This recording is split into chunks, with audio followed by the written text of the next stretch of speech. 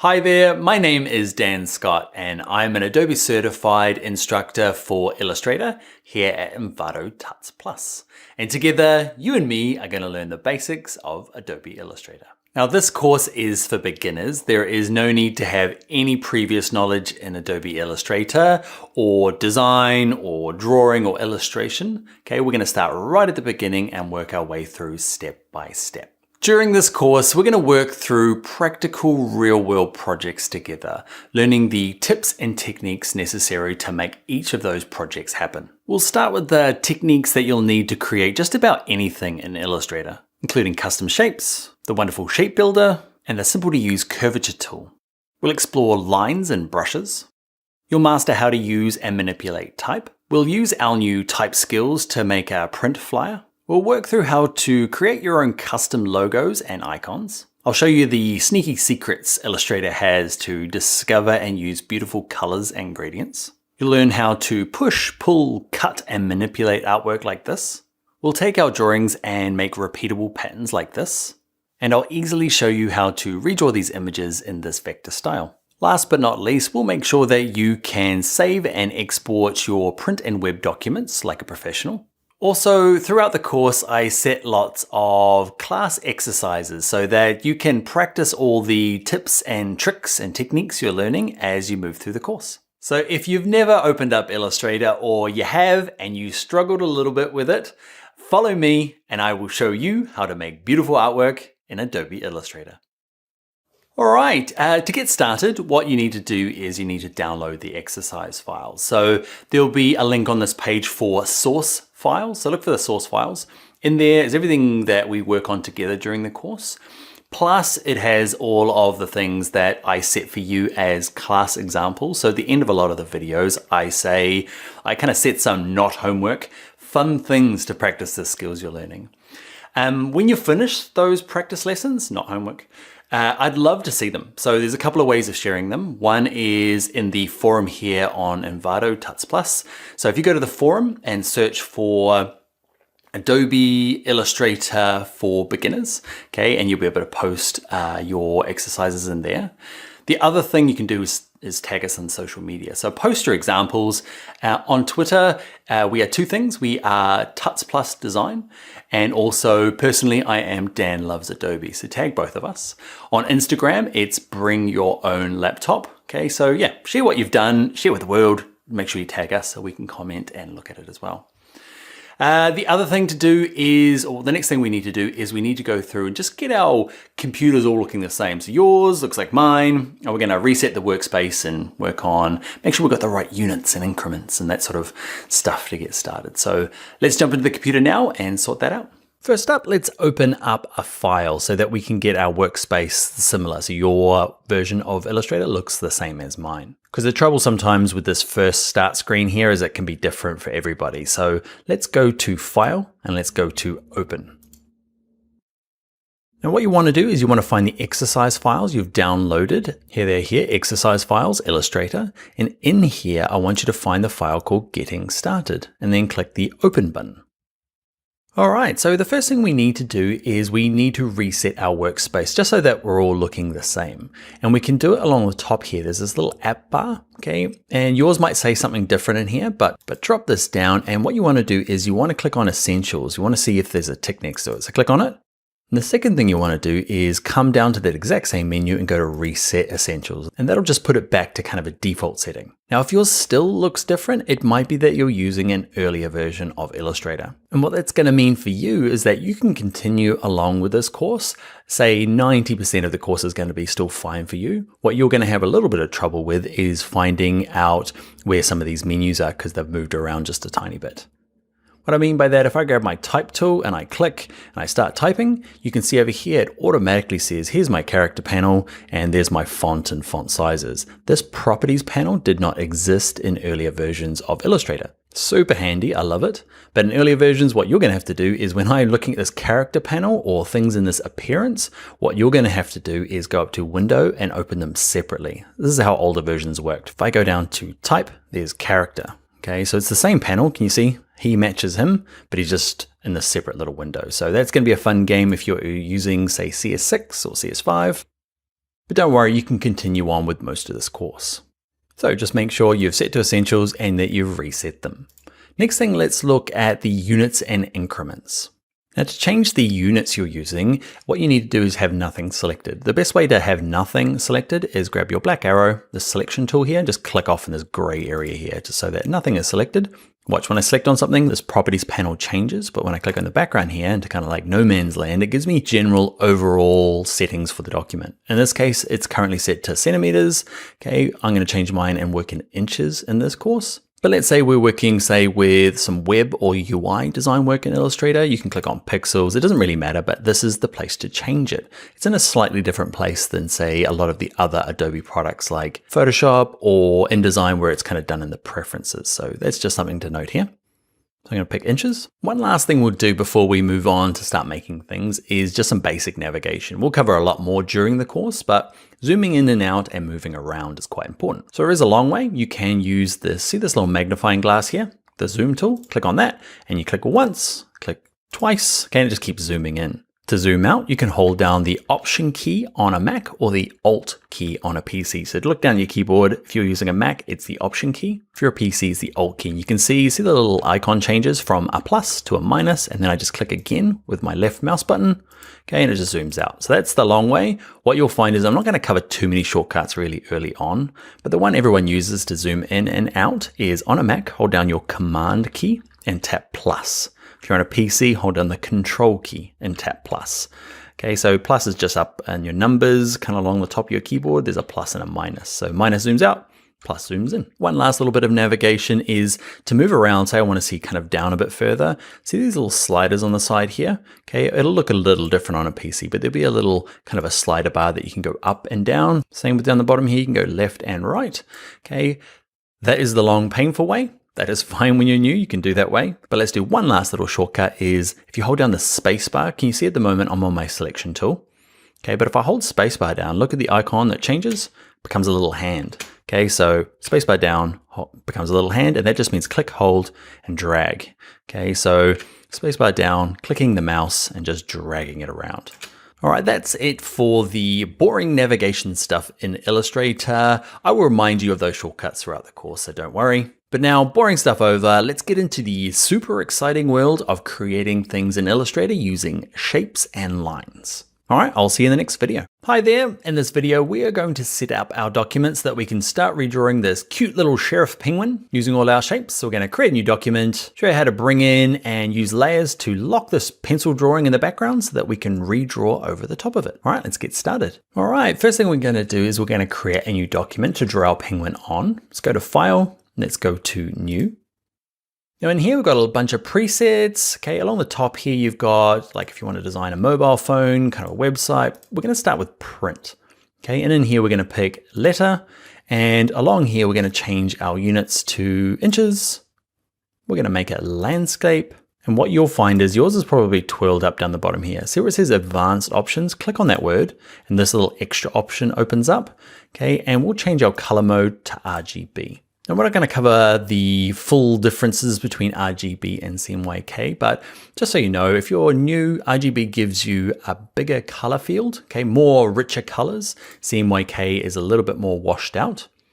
But if you're going to eventually become a commercial illustrator or commercial designer using Illustrator, you probably need to research a little bit more the differences between the two. But the short version is just use RGB. Even if you're going to commercial print, printers have some amazing software to convert it to RGB, which they need, and often it can give you a better result. So RGB, perfect for pretty much all circumstances these days. Let's click Create. All right, next thing we're going to do is save our document. So next up, let's go to File and let's save our document. And what I want to do is, now if you're on a Mac like I am, okay, you might have to click this little arrow to see a few more of the options here. Okay, if you're on a PC, things are very similar but a little different. Okay, now depending on your ability, you might just save it onto your desktop and just leave it at that. What I'm going to do is be very organized and click on New Folder, and I'm going to put it into here called Class Files. Okay, I'm going to put a folder on my desktop called Class Files. I'm going to call this one my Penguin. Not even sure if that's how you spell penguin. Looks good enough for me. So if you're on a PC, it's slightly different. I think there's just an icon along the top here that says like new folder, hover above them. Create a new folder called Class Files, name our document Penguin, and let's click Save. Okay, these Illustrator options, just leave them all by default and click OK. So to get started, what we've got is I've hand drawn our penguin and we're going to redraw over the top of it. And it's a really common way that I work and a lot of illustrators work is that it's easier to draw on my notebook, take a photo of it or a scan and actually just draw over the top of it in Illustrator. It's not how everyone works. You can go straight into Illustrator, but it's going to give us at least a template to draw over the top of, just to make it a bit easier for us now. So to make that happen, let's go to File and let's go to Place. Place is the word, it's interchangeable with import. Illustrator likes to call it place though. So File, Place, we'll bring in our image. Let's find the exercise files that you've downloaded.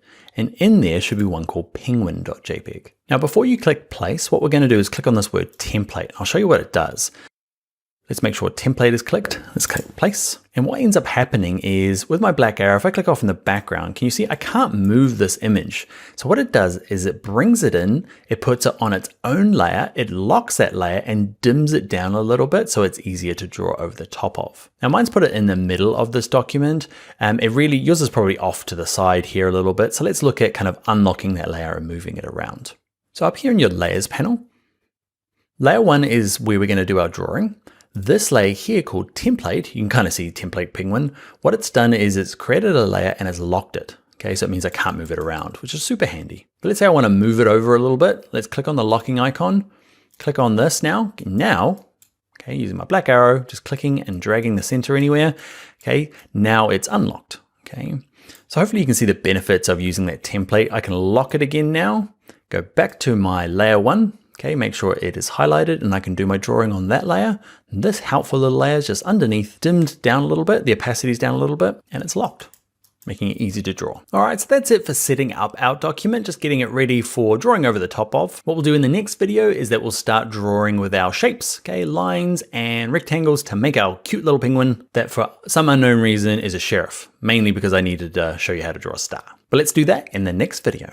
Hi there, in this video we are going to redraw this pencil penguin, okay, over the top using shapes and lines using Illustrator. We'll turn him off and yeah, it's our short little squat penguin. But look how happy he is. All right, let's get started. All right, to get started, what we're going to do is we're going to grab our rectangle tool over here in my toolbar. If you can't see the rectangle tool, it might be that if you click and hold this kind of where this option might be, it might be set to something like the ellipse tool.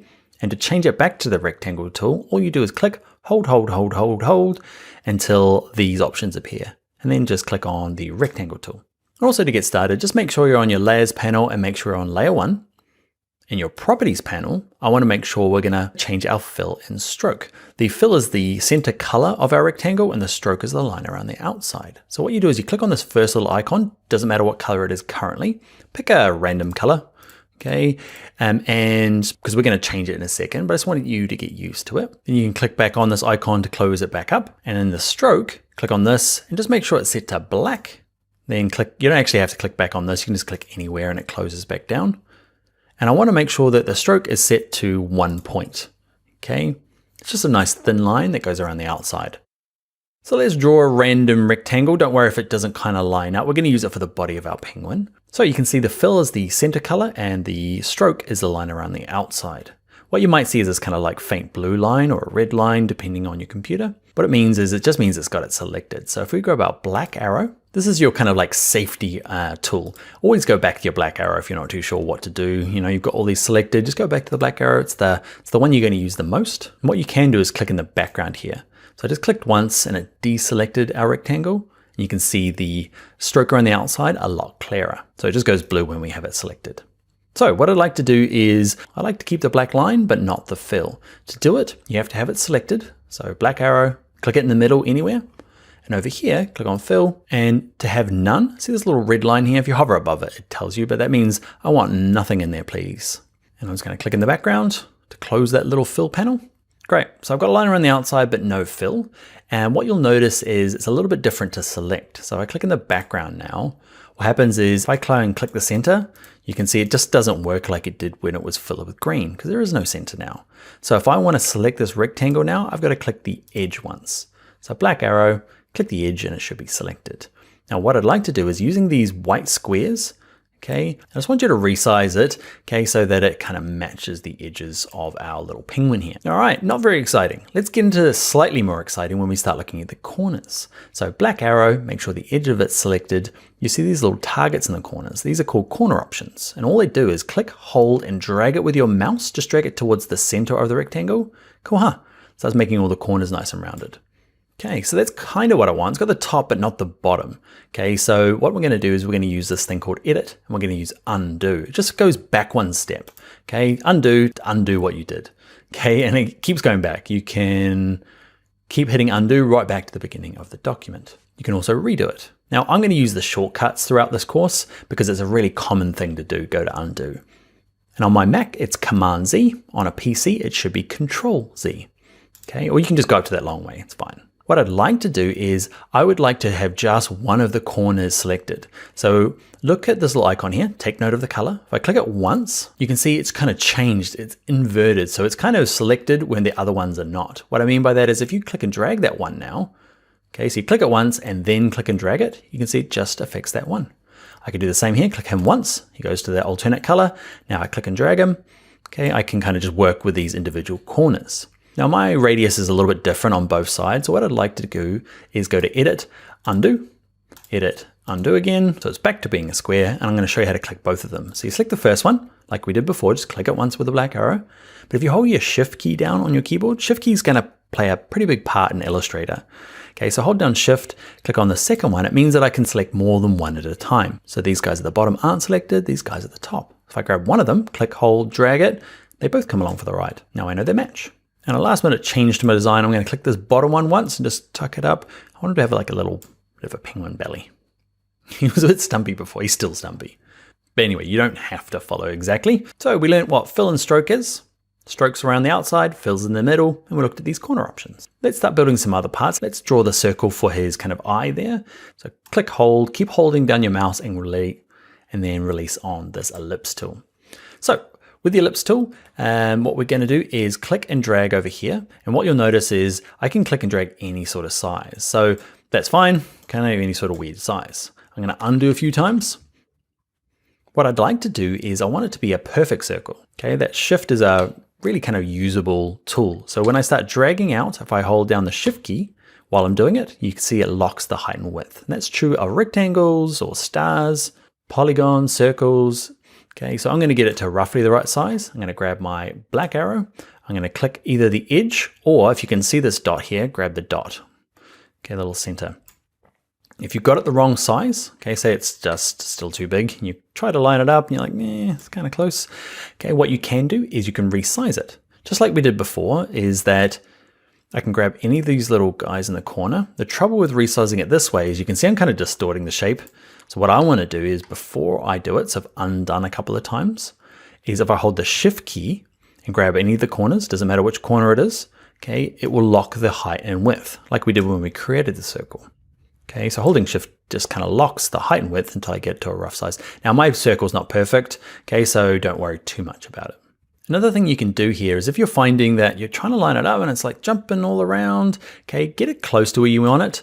And then with your keyboard, so I got my black arrow, look down at your keyboard, you've got your up, down, left, right, your cursors. Okay, so I'm just using my cursor arrow keys just to kind of tap it around a little bit. Okay, a little bit left, a little bit up. That often can be a nicer way just to kind of do fine adjustments in Illustrator. All right, let's do this little upside down curve. It makes him the happy, content penguin. But he seemed Pingu. Anyway, here's my inspiration for this one. So what we're gonna do is I could draw a curve. There's lots of ways of doing curves. There's this really easy way though, is if you click and hold down, so hold down the line segment tool, there's an arc tool.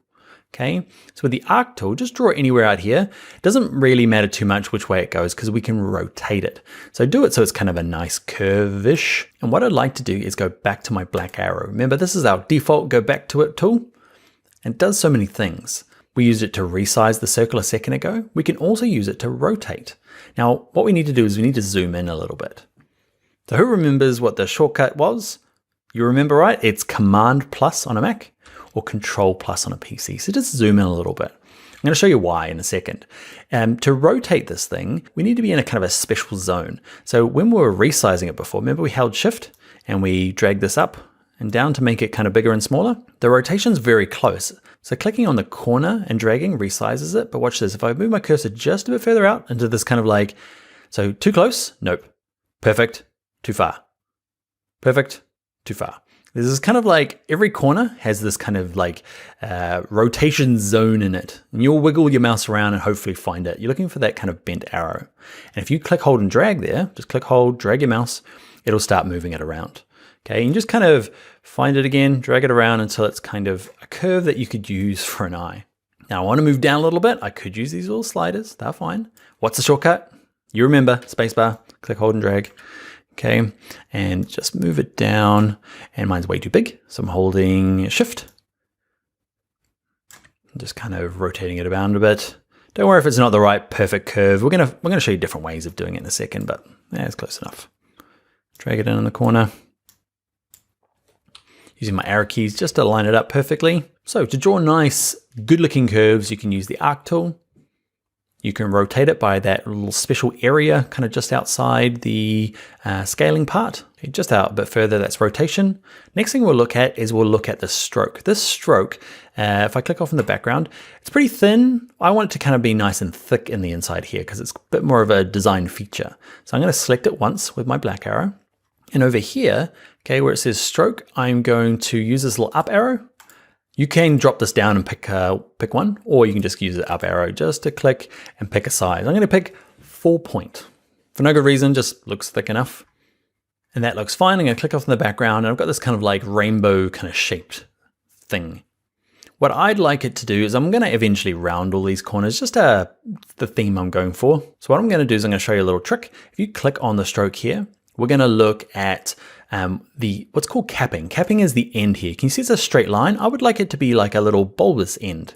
Okay, so I'm going to click on it once.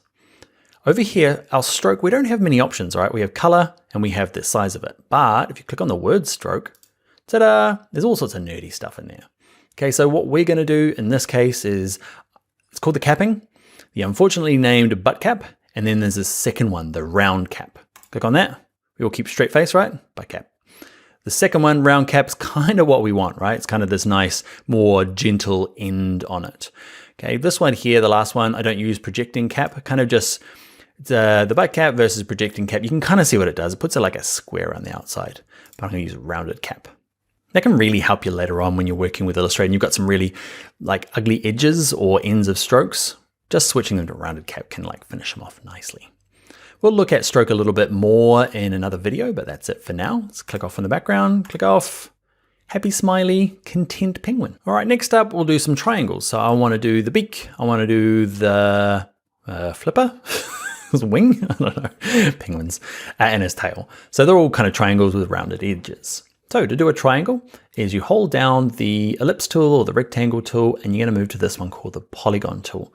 So a triangle is essentially a polygon, just a three-sided one. By default, you're going to get a pentagon. I don't know. I'm not sure what that one is, but I'm going to delete it using my delete key on my keyboard. What I want to do is just click once instead of dragging out, and it gives you the polygon options. So I've got the polygon tool selected, and I just click once on my screen, and it gives you some options before you start drawing.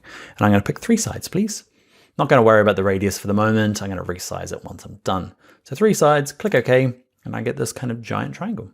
So first up, let's resize it and rotate it. So I'm going to use my black arrow, make sure it's selected by clicking the edge of it. I'm going to make sure it has no fill, make sure it has a black stroke, and I'm not too worried about the size of it just yet. So to resize it and rotate it, resizing, remember, is just grabbing this corner bit here and just getting it down to a size. Rotating it is that magical area around the outside.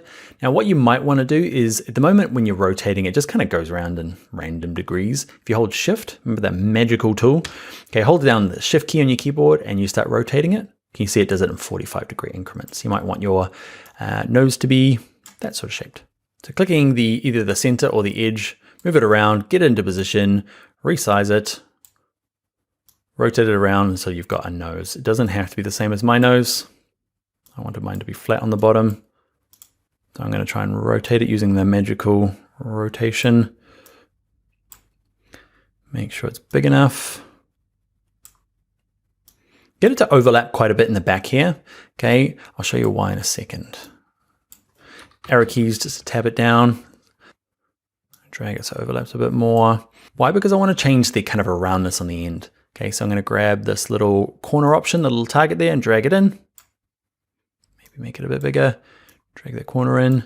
You can see it done into all sides. You could do our secret trick, remember, where you click on it once and just do it individually, but it's a little bit easier just to hide these in here. We're going to make both the nose black and his little body black. So I want to reuse this. I'm going to have it selected, okay, with my black arrow, and go to Edit, Copy, Edit, Paste, okay, and I'm going to put this down here. There you go. Messing about. That looks like a good flipper to me. Copy and paste it again. I am going to rotate it around. I just use Command C and Command V on a Mac. You can use Control C and Control V on a PC. There we go. Now you'll notice I'm trying to line it up down the bottom here. It does some clever stuff where it tries to like automatically line up. If yours is not doing that, it's called Smart Guides. It's under View, and you can see my Smart Guides is turned on. It's got a little tick next to it. Okay, it just means it tries to line things up automatically for you, and that's super handy. It can also be a bit of a pain as well. So you can go to View and untick it if you're not liking all that jumping around lining up stuff. Some people don't. All right, the last thing I'm going to do is this body. I should have done it earlier. Again, when we had the rectangle tool, but I'm going to grab the rectangle tool. I'm going to hover. You can kind of see it says path. That just means I'm going to start bang on the edge of his body here. It's really handy. It's one of those smart guides. Okay, I'm going to say click, hold, and drag. I get my rectangle. Don't worry too much about the stroke around the outside. And remember, black arrow. I'm going to grab this guy, click him once, drag him down to match. And same with this one. I'm going to click him and drag him up to match my... That's probably why I didn't do the little belly earlier on. I'm just adding more kind of things that could go wrong for us. So I'm going to try and line it up. Actually, I'm going to bring it, yeah. Oh, there you go. Perfect. That's why I didn't do it. So I've got the body. Let's do the feet as well. So I'm going to do the foot with the rectangle tool. Grab just that corner with my black arrow. I don't actually have to go to my black arrow. It's just a good habit to get into. Click on it once, drag it down. What I'm going to do is copy and paste them. So Command C, Command V, two of them. And I'm going to try and line them up. It's pretty good at lining them up depending on which corner you grab it. So you'll notice that if I grab the center here, oh, it intersects. Very good. Nice. He's got two little feet at the bottom. All right, let's look at a couple of the other drawing tools. We're going to use just the regular old straight line. Okay, the line segment tool. It's a fancy word for just drawing a line. And all you do is click, hold, and drag. Okay, click, hold, and drag. Those are two little, I'm not even sure what they are, little feathers out the back of his head, but what I'd like to do as well is change the width of this. Okay, I'm gonna match maybe this. So I'm gonna remember it was 4 point, I think we used for that, and we changed the capping. Okay, so what I wanna do is do both at the same time.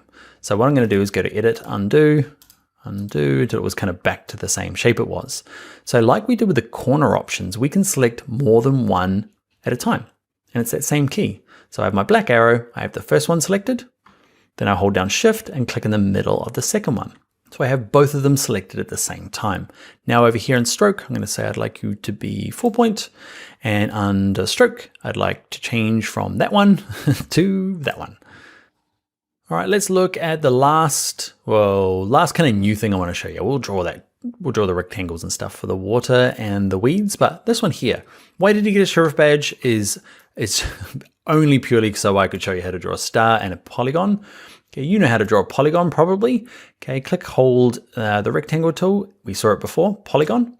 And it remembers the last setting. So the last time we used it, we said be 3 sides. So it's kind of defaulting to that now. So what we're gonna do is remember just click once out here, put it back to what it was, which was 5 sides. Click OK, and we get our pentagon, I think. Octagon? No, pentagon. I want to lock in pentagon. Okay, and I magically got mine the right size. If you don't, remember, grab the edges here, hold down Shift while you're dragging those edges. It will lock the height and width, and just kind of move it in by grabbing the edges. Okay, here we go. If it's the wrong fill and the wrong stroke with it selected, you can go and change the fill to none and the stroke there. Let's do our star. So the star is there's an actual star tool. So click and hold down this little kind of shape group and grab the star tool. And if you click, hold, and drag out, you'll get just a regular star. To adjust this star, I'm going to undo it, click once, and you can decide on how many points it has and how pointy they are. Just mess around with the different radiuses to experiment with it. It's hard to describe. But mine was fine the way it was. I'm going to leave everything by itself. I'm going to cancel and just draw out a star. Now to lock it into like a perfect kind of horizontal and vertical, hold Shift. Remember that magical tool. When in doubt, probably hold down Shift. Grab the black arrow, click, hold and drag, get it close, hold down Shift, grab one of the corners, drag it out. We're getting good at this, right? All right, what I'd like to do is make sure that it will try its very best to align these perfectly. Okay, if you're like, I know it's not aligned perfectly, so what you can do is select both of them. Remember our trick, have the star selected. Which key do you hold down? That's right, Shift key. Click the center of this pentagon. And what you'll see over the side here is that you've got your align options. So I want to make sure they're aligned horizontally center and vertically center. And they are perfect already. I'm going to move mine off, hold Shift, grab both of them just to show you what it actually does. No, they are perfectly centered. So I'm just going to kind of move mine way off so it makes it a bit more clearer what we're doing. So I'm going to make sure it's horizontally center and vertically center. I can never remember which is which, so I just click both. All right, so what I'm going to do is I'm going to drag it. I've got them both selected. And I'm going to hold down Shift key. I want them to be a lot smaller. So spacebar to move along. Grab one of the edges. Hold down Shift to get it to a kind of a, I don't know, sheriff badge size. All right, last couple of things we're going to do is I'm going to zoom out a little bit so I can put in, that is meant to be the ground and that is meant to be the water, if you weren't sure. I'm going to grab my rectangle tool. I'm going to click, hold, and drag, and I'm going to get close to this edge, and it's going to go, wow. That happens all the time where you kind of just get close to it, and Illustrator kind of, I don't know, you get lost this way. So I've got this giant rectangle. To get back, okay, we can go to View, and just go to the one that says Fit All in Window.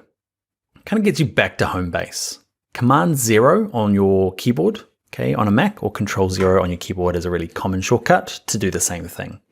Otherwise, just go to View and go to the one that says Fit Up or to Window or Fit All to Window. Okay, we'll get back to here. I'm going to delete with my keyboard or go to Undo to get rid of the giant rectangle. And I'm going to draw one that kind of goes just to the edges here. Another one. And I'm going to draw in my circles. And I'm going to cheat a little bit with the circles. I'm going to draw a circle, zoom in a little bit. I'm going to copy and paste it instead of drawing lots of them. And then resize them.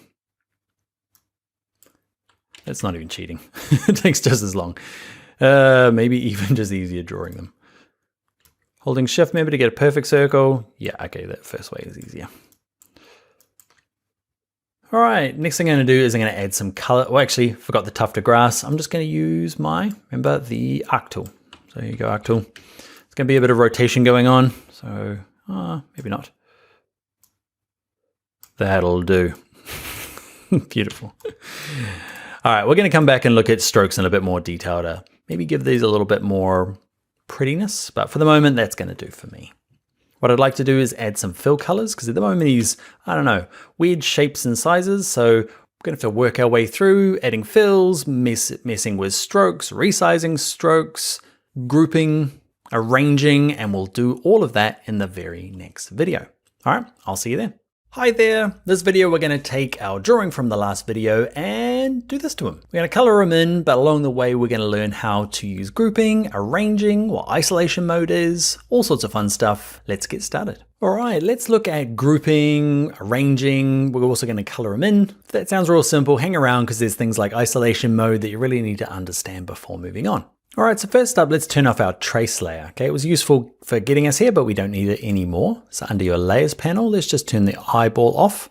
Okay, or this like little icon here, the first icon in the layers panel, we don't need it anymore. You can click on it and hit the trash can way down the bottom here. Okay, and that'll just get rid of it. I'm just gonna leave mine there, I'm gonna undo, just turn it off.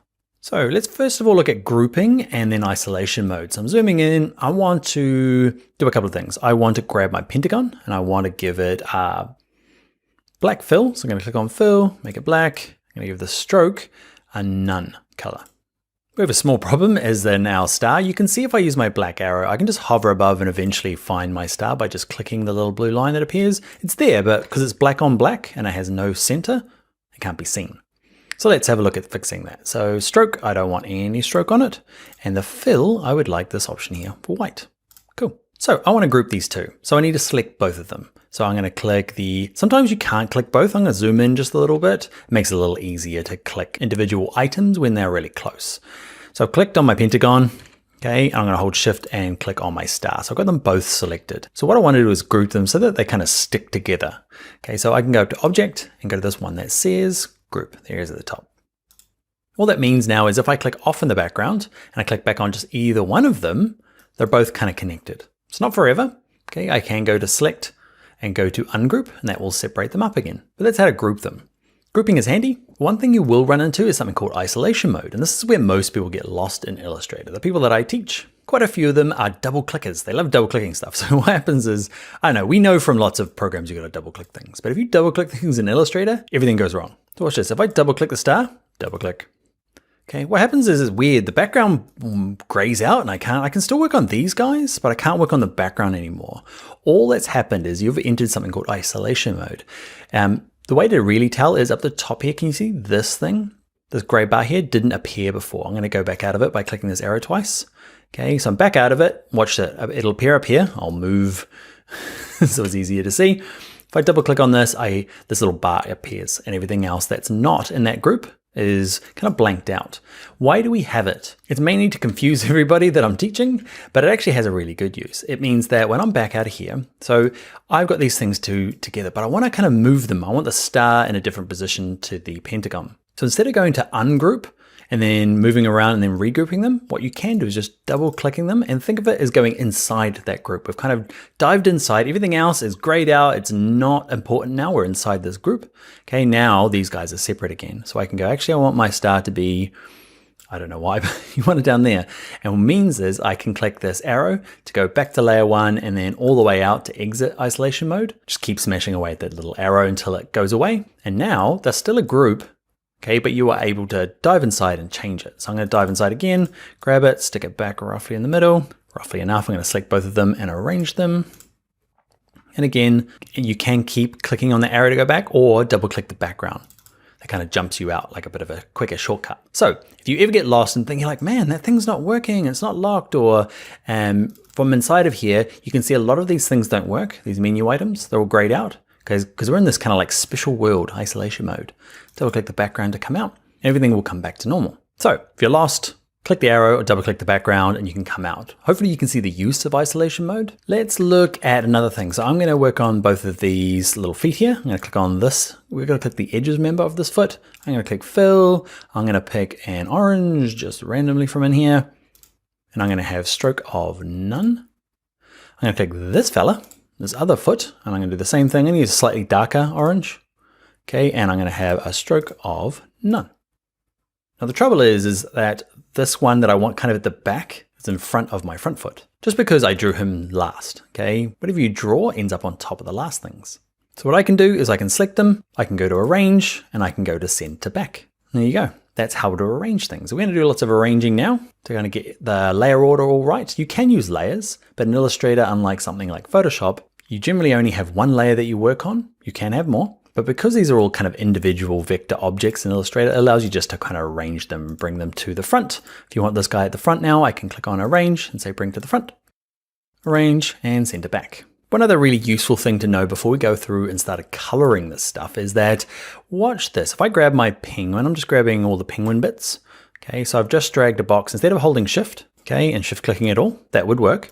Okay, it'll be there for a long time. What you can do with your black arrow and just click, hold, and drag a box kind of roughly around. Can you see I haven't covered the feet because I don't want that rectangle at the bottom, which is my ground. I'm going to go just above there. And because I've overlapped those last little objects, it should select them all. That's one way of doing it. What I'd like you to do is, by default, I can't exactly remember whether it's on or off. I'm going to show you both ways. So what I'm going to do is I'm going to scale this down. So I've got everything selected. I'm going to hold my shift so it scales it proportionally. Grab the corner. I'm going to scale him right down to be a teeny tiny version of my penguin. Something weird happens, right? Okay, all of the strokes they don't scale down proportionately. Okay, that is still like a nice solid, where's my eye in the middle here? Remember we made him 4 point? He's still 4 point. So I'm going to undo. So there's going to be times where you need that to scale down, where you want these strokes just to remain the exact size you told them to be. So to do that, let's click off in the background. We've got nothing selected. There's this option here that says Scale, Stroke, and Effects. Okay, so with nothing selected, you can turn it on and off. You'll be turning it on and off reasonably. For me, I turn it on and off quite often. Okay, so I've got it off. I'm going to drag and grab all of these guys. I'm going to shrink them right down to be a little mini penguin. And you see all the strokes came along for the ride. Other than to see a tiny penguin, I only wanted to show you that little technique, okay, before we move on. So I'm going to undo, so he's back to his regular size. When would you want to use this?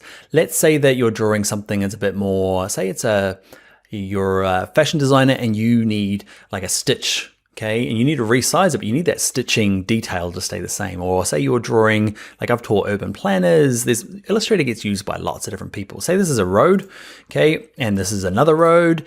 Say these are not feathers, these are roads, okay? And I want to scale them up and down, but I want them to keep the same thickness to match everything else that's in my document. Okay, so I want to scale it up and down, but I want to retain the thickness. But most of the time, have nothing selected, just make sure it's on. That's, I bet you probably 70% of the time, you're just going to need to leave it on. But no, that's where it is. When you want to scale it down, you can turn it off and it will keep its stroke size. All right, we're going to work through and color this fella using our newfound grouping arranging techniques. I'm going to click on the body. I'm going to say you, my friend, have got a fill of black and a stroke of white. Actually, I might do him last because he kind of makes these a little bit harder to use. So I'm going to click on him. I'm going to hold shift and click on the eye because I want to do the same thing. I want them both to have a white center and no stroke, please. Awesome. I'm going to click on the body and I want the body to have a fill of white. And nope, I want it to have a fill of black and I'd like to have no stroke. Okay, so my alignment's actually working out fine, except for my little flipper here. You can kind of see him. So it's a little bit hard to find that flipper. I can kind of roll around and eventually find him, and that's actually probably just perfect. Click on him, and I can say, you, my friend, have a fill of black, a stroke of white, and I want to bring you to the front by going to Arrange and say, bring to front. Another way to do it, I'm going to undo.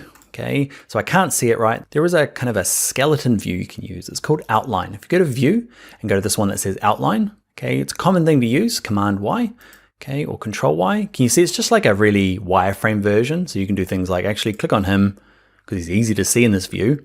I can go to Arrange, bring him to front, then go to View, and so can you see Command Y toggles between GPU view, which is not a sexy way of calling it, but it's just toggles Outline, GPU, Outline, GPU. So I do that quite a bit. If I lose something, I'm like, I'm pretty sure there was a flipper here somewhere. I can just go to Command Y on my Mac or Control Y on my PC and just kind of select them. So I'm going to grab you. I'm going to give him a no stroke. I want you to be the same. You are going to have no stroke and a black fill, my little beak. I'm going to grab you, who are nicely grouped, my little sheriff's badge. Penguin. You notice I should have selected all of these in one go because they're all doing the same thing. I can do another little trick is, can you see this little eyedropper tool here? Okay, it's this eyedropper tool. So to make it work, I have this selected, okay, the outside of it, grab my eyedropper tool and then click on the middle of my beak here and it goes and steals the same setting. So it changes the fill and the stroke to match it. It's a handy little advanced one. All right, what I might do is I might grab this. This is going to be a fill of some sort of gray thing here. And I'm going to show you a few other color options. So gray, I'm not sure why it's gray. It's ice, or I just want a really monochromatic design.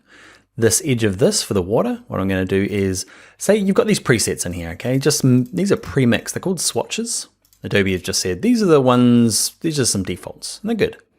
But say you want your own custom color. See this little icon here, color mixer? Okay, it gives you the option down the bottom for this thing here called the RGB spectrum.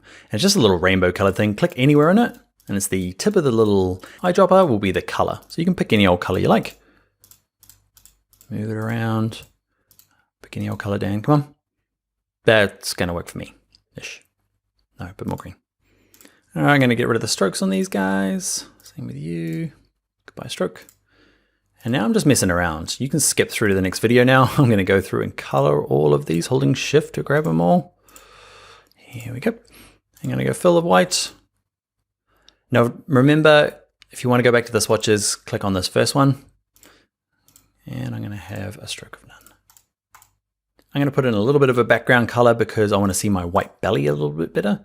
So I'm going to put in, you can't change the background color. Okay, you know it's white there, the page color. You can't just go and say set background color on like you can on some programs. You actually have to draw a box. So rectangle tool, I'm going to draw it all the way across, covering the whole thing. I'm going to give it a color of that really light gray. There we go. And I'm going to give it a stroke of none. I'm going to say arrange, send it back, please. And it just means that you can see my little belly of my dude there. And if you're like me, I don't like his little pot belly now. I'm going to click on him, click on that guy once to get the corner and just drag him back down. So he's got a nice square belly.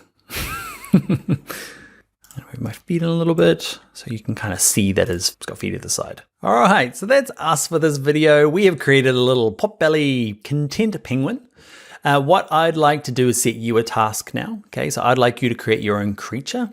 The boundaries are you have to use the tools we've learned in the last 3 videos. So just things like simple shapes like our triangles, pentagons, stars, rectangles, the corners you can use. I don't want you to use any of the other tools, just these simple tools we've used. The other thing is let's keep our animals. I'm going to give you some boundaries. We're going for ocean going animals. It could be in the sea or like our penguin kind of related to the sea. So pick another animal and doesn't matter whether you hand draw it and then scan it in or whether you just draw it straight in Illustrator. It's up to you. Now remember, this is your first drawing, so don't worry if you're like, oh, isn't that good? I would love to see it. Okay, so if you take a screenshot or save this as a JPEG, if you're not sure how to save a JPEG, we'll do it later in the course. Okay, you look for a video called exporting from Illustrator. You can kind of sneak ahead to that one just so you can get the JPEG out or just do a screenshot. And I'd love for you to upload and tag it to me in Twitter and Instagram. So on Twitter, I am Dan Loves Adobe. Also tag in Tuts Plus, okay? So Envato Tuts Plus, they are Tuts Plus Design on Twitter. And on Instagram, I am Bring Your Own Laptop. Tag me in, I'd love to see what you did. So pause it now, go do that, and then I will see you in the next video where we start looking at something called the Shape Builder tool. All right, I'll see you there. Hello and welcome. This video is all about the Shape Builder tool. We're going to take the drawing we did earlier, this one, and do this to it. What do we do? Okay, we cast some shadows. Can you see before, after? We cast some shadows on the penguin, okay, using a real quick and easy tool using the Shape Builder. We also did some stuff with the eye there where it's kind of a pie shape cut out of the circle. If you have tried Illustrator before and you've messed around with the Pathfinder and thought it was really tough, this is the replacement for it. It is awesome. You'll love it. I've spent far too much time hyping this up. Let's just jump in and learn how it works. All right, to get started, let's go to File, let's go to Open, and in your exercise files, there's one called Shape Builder Tool. We want the one that says 1, Shape Builder Tool 1. Not particularly exciting. We just got some shapes. Now, these are nothing special, just like we did in the last videos. Just I drew some circles and some squares and a star. Now, where the Shape Builder is quite cool, we're gonna just learn the basics here, and then we're gonna go back and see what you saw at the beginning there, where we kind of add some shadows and stuff to our penguin. So with it all selected, so I grab my black arrow, I've drawn a box all the way around it, or you can hold Shift and click 1, try and click them all. Either way, once you've got them all selected, we want the Shape Builder tool. It's this one here. It's a hard one to describe. 2 targets and an arrow. Okay, click on this guy here. It's underneath the pin. Now there's a couple of ways to use Shape Builder. Okay, so by default, you can kind of see my cursor there has a little plus. Okay, and what that allows me to do is, these are 2 separate shapes. What I can do is click in here, hold, drag, drag, drag. I'm kind of like clicking my mouse, holding and drawing a line in between all 3 of these. And watch this when I let go. It magics them all together. So now if I go back to my black arrow, click off in the background, this is just one shape that's all been joined up. So I'm going to undo. I'm going to select them all again. I'm going to show you some other things it does. So Shape Builder. Okay, by default, it's got the little plus, but if I hold down the Option key on my Mac or Alt key on a PC, can you see it changes from a plus to a minus? And it lets me do things like this. I want to delete this chunk here. Just kind of snips it all up where they overlap. If you've ever tried doing that with the Pathfinder tool, maybe you've used Illustrator in the past, man, that was a pain. So clicking and dragging across things joins them up. Holding down Option on a Mac or Alt on a PC allows you to click and delete things. Super handy. I'll show you its other really good use. I'm going to draw a big rectangle across all of these guys, just because I want to show you something. So I've drawn a rectangle. I'm going to grab my black arrow. I'm going to select all of them. I'm going to jump to my Shape Builder tool, and it does another good thing. Rather than just joining up and removing things, you can actually color shapes where they all overlap. Because remember, this rectangle is just a rectangle. Okay, I want to color some intersections. So I'm going to select them all, black arrow, back to my shape builder tool, go to my properties panel, and in here I can pick a fill color. So I can say, back to my swatches maybe, I'm gonna pick blue for no good reason, pink for another no good reason. And what we can do is click it to drop it back in. And now look what happens, look, magic. I can just like color bits where they overlap. Now you might not find this amazing, I do. It's just super quick and easy for coloring vector. I can pick different colors. So instead of trying to join them and break them apart and make them complete shapes, I can just click a fill color and just click on one of these separate shapes. Now, if you feel totally underwhelmed by this tool, it's because I've got a really simple exercise here just to get the basics going. So remember, click and hold and drag across to join things. Hold down the Option key or Alt key on a PC to minus things. You can drag across with minus as well to minus big chunks. And remember, with nothing held down, I can just pick a fill and then just click on them to color. So I'm going to close this down and we're going to open up another file. So I'm not going to save it because we didn't do anything very exciting. Some terrible colors there. What I'd like you to do now is go to File, go to Open, and I want you to open up Shape Builder 2. So this exercise here, we're going to do some more practical uses of that Shape Builder tool, and hopefully you'll see the value then. First thing I want to do before I get started, black arrow, I'm going to click on my sky. It's this kind of big gray box in the background here.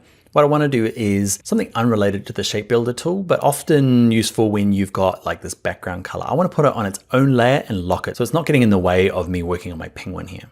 So with it selected, okay, I'm going to go to my layers panel. I'm going to make a brand new layer. That's this little turned up page here, create new layer. Up the top all the way up here, it's giving me this thing called layer 3. I'm going to double click the word layer 3. I'm going to call this background. Just to give everything a name, layer 1, okay, is where all my drawing is. I'm going to double click layer 1 and this is going to be my drawing. So background has nothing on it at the moment. It's a layer with nothing on it. What I'd like to do is put the sky on it and then lock it. So to do that, black arrow, make sure the sky is selected. You can see this little blue dot here. Okay, that means that's indicating that it's on this layer here. The sky is actually on the drawing layer. To move it to the background layer, click and hold this little blue spot until he goes to this layer. Okay, that just says I've dragged him from drawing to the background layer. The trouble with the background layer, it is above everything else. You can kind of see it up here. You see background first, then drawing underneath, and remember that template we had right underneath it all. To change that, grab background, click, hold, and drag the word. You can see those little lines appear everywhere. It's kind of a bit weird, like, so click and hold, drag the word background until it appears just underneath drawing there. You might have to practice that a couple of times. If it goes wrong, go to edit, undo, and see if you can get it into the right position. So how do I know this is on the background layer? See the eyeball, turn it on, turn it off, turn it on, turn it off. So I know that's the background layer, it's underneath. I'm gonna click this little lock icon like I did for the background. All it means now is if I try and move it, I can't. All right, next thing I wanna do is just make sure on my drawing layer, that's the one I'm gonna work on. I'm gonna go back to my properties panel. All right, so what I'd like to do is I'm gonna change this eye. Okay, he's gonna go from content penguin. I'm gonna hit delete on my keyboard. I'm gonna give him a different kind of eye like you saw at the beginning there. I'm gonna grab the ellipse tool. I'm gonna draw out a nice big ellipse, holding down shift to get it to be perfect. I'm gonna give it a fill color. I'm gonna give it no stroke. What I wanna do is a second circle. So it's really common in cartoons to kind of have that sliced out eye. Okay, so I'm drawing another ellipse, holding down shift. It doesn't matter which color it is, okay, because we're gonna actually delete it, but I've just made it blue so it's easier for you to see. I've moved back to my selection tool. I'm gonna grab the center of it and just kind of overlap it there so it's kind of half off. I wanna slice that out of the eyeball to make it look like a kind of a reflection. So I'm gonna select both of them, go to my Shape Builder tool. And what was the key I held down to delete things? Do you remember? That's right, it's the Option key on a Mac, Alt key on a PC. And I can say, you go, you go. And the cool thing about that now, see how easy that was? It's like a cookie cutter. Grab my black arrow, I can drag them, and you can see it's actually a hole cut out of it. So I'm gonna hold shift, grab the edge, and get it to a penguin-y size, eyeball size. You can decide on how big you want this eye. All right, up to you. Where is it gonna be? Yeah. All right, it's enough. All right, so that's minusing. We kind of minus that circle from that circle. What I want to do is join something. So I'm going to click with my black arrow, the white belly. I'm just going to drag it up here. Okay, so it kind of overlaps. I'm going to kind of get it so it matches up with the nose-ish, because that's the kind of look that I want. I want it to be all kind of one. So I'm going to click this, hold shift, and click this in the center. so that they're two separate units, but using my handy dandy shape builder tool, I can drag across, holding nothing down, just drag across them, kind of draw a line through all three, and hey presto, it's one unit. Cool, huh? And remember the other use for coloring parts? We're gonna add some kind of like fake shadows. So let's grab the line segment tool, and I'm gonna draw like a line. I'm gonna zoom in a bit so you can see. I'm gonna draw a line segment that kind of goes from there down to there. You can draw all the way through. Let's do it all the way through just so you can see what to do with the leftover bits. I'm gonna do you. So I've drawn a line through it. I'm gonna grab my black arrow, and I need to click both the nose and this line. Your line might have a big thick stroke on it. That's fine. It doesn't matter. All we need to do is have that selected, hold shift and click the nose. So you've got both of them selected. Back to my handy dandy shape builder tool. And remember for coloring, we need to have the shape builder selected first, then go to fill. Okay, then pick a color. I'm just going to pick a kind of a lighter gray, and I'm just going to click on this, maybe a slightly darker version. It's meant to be light hitting its peak anyway. So it's worked. I colored it, but there's this overlapping hang bit. Now remember what key to hold down to remove things. It's Alt on a PC, Option on a Mac, and I can just click on it. Cool, huh? Love that stuff. All right, next thing I want to do is same with this, and it's just a repeat. So I'm going to grab my line tool. I'm going to draw like a little highlight that kind of goes through here. Shift click them both. Now what you would have noticed there, or might not have noticed, is that I started using a shortcut. And I'm going to show you just because shortcuts are great. So I was on my line segment tool, I drew it through here, then I wanted to go back to my move tool. And the move tool, if I hover above it, can you see it has a little V in brackets? That just means that if I click my V key on my keyboard, so it's not on there at the moment, watch this, V key, jumps. Okay, if I want to go to my shape builder tool, it's a weird one, it's Shift M. I use it all the time because I use this tool all the time. Okay, Shift M. So if you're using the pencil tool all the time, okay, you can see N is. So N, I don't use it, the pencil tool very often, so I don't even know what that shortcut is, but I know V is the move key. I know Shift M is the quick selection tool, is the shape builder tool. I know P is the pen tool, T is the type tool, just the stuff you use very often. Just hover above it and it will give you the shortcut. Some of them don't have some because they just don't get used very much. All right, so V key, I've got them both selected. Shift M to my shape builder tool. I'm gonna pick a fill color, my friend, of that dark gray. Click it once. Hold down my Alt key or Option key on a Mac. Cool, huh? All right, one more cast shadow, and then we'll do one more special trick that the shape builder can do, so don't leave just yet. So first of all, I want to join these two fellas together. Okay, so I'm going to hold shift, click both of them, go to my shape builder tool, draw a line through them, so they're all one unit. And what I'm going to do is I'm going to duplicate it. So I'm going to go back to my black arrow, I'm going to copy it using edit copy, then edit paste. So I've got this little speech bubble. That's what his body's built out of. Okay, so what I'm going to do is I'm going to just kind of offset it a little bit. Now, because my smart guides are on, it's very clever and tries to kind of line everything up, which is exactly what I want. Actually, what I might do is do something like that, where it's kind of just down a little bit. So now what I want to do is I'm going to select both of them. So shift, click both of them. If you're not sure if you've got both of them, just kind of move them and then undo it to go back. And I use this for that kind of vector cast shadows all the time. We're going to use the same trick. Pick a fill color. I'm going to use that lighter gray. That doesn't work unless you're on the shape builder tool. I was on my selection tool there. So when I changed my fill, it just changed everything. Make sure you're on your shape builder first. Pick your fill color. And then over here, just click on that once. Okay, go your black arrow. I've got all this junk left over. Okay, this thing here, I don't need them anymore. Delete. I used them just to kind of get that. Ooh, it's a bit bright. Is that better? You get what I mean, right? So I used it to cast the shadow. There's a weird thing down the bottom here. I'm not sure where he came from. I'm gonna hit delete, he's gone. So I promised you one other little trick you can do with the shape builder tool is that, remember when this tail was separate from the back? Okay, now that they've joined with the shape builder tool, it allows you to do cool things like this. Grab your white arrow. We've been using the black arrow quite a bit. Okay, the black arrow is perfect for moving big lumps around, the whole thing. Everything needs to go. If I use the white arrow is for moving little parts within that lump. Okay, so let's say it is this corner here. If I use the black arrow to move this corner, it moves everything. Okay, but if I grab the white arrow, click on the corner once, then try and drag it, I get kind of little bits of individual control. And we'll look at that a little bit more when we use the pen tool. But for the moment, the cool thing about it is it says, I'm going to click on here and you get this corner radius. Can you see it? The little dot on the inside of the angle. I can click and drag it up and I get these kind of like nice curves. Do the same thing for the gray one. Click and drag him up. I can get these nice kind of angles going on.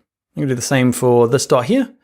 Remember, click it with the white arrow. It's called the direct selection tool. Okay, white arrow, grab, you might have to zoom in a bit. If you're finding it a little hard to work on, grab that and just tuck him in. Cool, huh? So you've got any points that you're like, oh, I like them, but I just want them to be curved. Ah, curve tool. Ah, they are cool. Corner options, and they are awesome.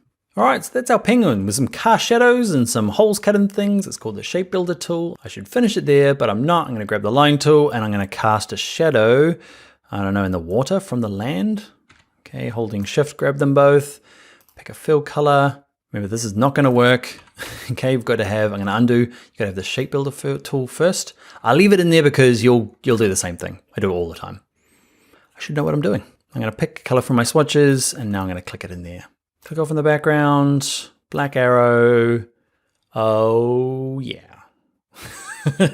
It's cool, it all kind of suits except for this thing where we drew. I want to delete them so bad, but we'll come back later on and I will show you how to give them a bit more flavor using something called brushes. But for the moment, we're going to move on to the next video where we create a kind of custom logo. What I really want to do is show you how the shape builder tool works when we're not just drawing penguins, but when we're working, say, with icons or logos. And we'll do that in the next video.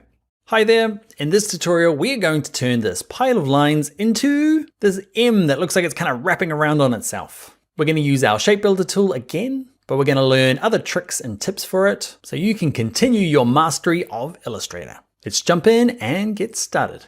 All right, to get started with this one, it's going to go to File and we're going to go to a brand new document. So File, New. Mine's defaulted to my recent items. If yours hasn't, go to Print, go to US Letter or A4. I'm going to pick a landscape just because. And down here under Advanced Options, I'm going to switch it up to RGB. Okay, let's click Create. Let's save it. So File, Save. I was using my shortcut there. File, Save is Command S on a Mac, Control S on a PC. And on my desktop, I've got my class files. Oh man, how efficient are we? This is going to be my M logo. And often when I'm working on things, anything in Illustrator, I'll put a V1 at the end and a V2 and a V3 when I'm kind of doing updates. Never call it just logo, because then you have to come up with something else for your number 2. And it might be 2, or you might put in, never put in final. Final's like the kiss of death, because then you have to come up with final 2 and final revisited, clever name. So I find the V1, V2, V3 works just fine. Some people like to put the date at the end, up to you. My logo V1 sounds good to me. Click Save. Never have to change this, just click OK. And to center my document, Command 0 on my keyboard. Okay, just to get it right in the middle. If you're on a PC, it's Control 0. All right, so I'm going to draw my logo using straight lines, okay? And we're going to use the shape builder to kind of delete the bits we don't. It's a good project to see how useful the shape builder tool is, creating some just more stranger shapes. So we're going to use the line segment tool. I'm going to draw all out of lines and I want a straight line up and down. If I click and drag though, remember it goes any which way I drag it, but what key could I hold down on my keyboard to get it to go straight? You guessed it, Shift key. Okay, if I hold down the Shift key, it locks it into 45-degree increments, and I just want it to be straight up and down. Okay, so I'm gonna drag it down. How long? Everyone's M gonna look a little different. I'm just gonna freehand it. So I want 2 of these little lines. So with my black arrow, I'm gonna go to Edit, Copy, Edit, Paste. So I had it selected, Edit, Copy, Edit, Paste, grab the center, drag it along, and it should try and line up. If it doesn't try and line up, just make sure you're under View, your Smart Guides is turned on, should be a little tick next to it. If it's not, give it a click, and you should start working. So let's group these 2. Okay, Object, let's group them. Because I wanna, with them selected, go to Copy, go to Paste. So I've got a second set. I'm gonna draw the kind of like the inner part of the M, okay, at an angle. And remember, just using my black arrow, some vaguely outside of the corner, we get the little bent arrow. Click and drag it until you feel like you've got the angle right. And there is no right, I'm just kind of drawing something. Also make sure that they overlap quite a bit. Why? Because we're gonna kind of get them overlap and use our trick that we used when we did the shadows to kind of fill in things and snip off the lines we don't need. So if they're not quite long enough, you can just drag the ends like this to make them a bit longer. What we'll also do is we'll group these two together, because what we want to do now is, like, instead of trying to get the right angle on the other side, is we're just going to reflect this one across. So what we're going to do is select them both. Let's group them just to make it easier on ourselves, and then go up to Object, and there's one in here called, so Object, Transform, there's one in here called Reflect. Now weirdly, your preview is not going to be on, okay, because it was weird. Horizontal, vertical, picking an angle, it doesn't matter, it's not going to show up over here. So what you need to do is turn on preview, so that if you're like me and you're like, vertical, horizontal, there's even a little handy icon there. Thank you. Okay, if I click OK now, the trouble with it is that it's kind of deleted my original and reflected it across. That's what this little copy button here means. It means that I can make a copy of it and flip it, leaving the original there. Let's just click the button down and see what it does. So there you go. You've got the original, there he is there, and the new one. If you just click OK, you'll only have this fella left.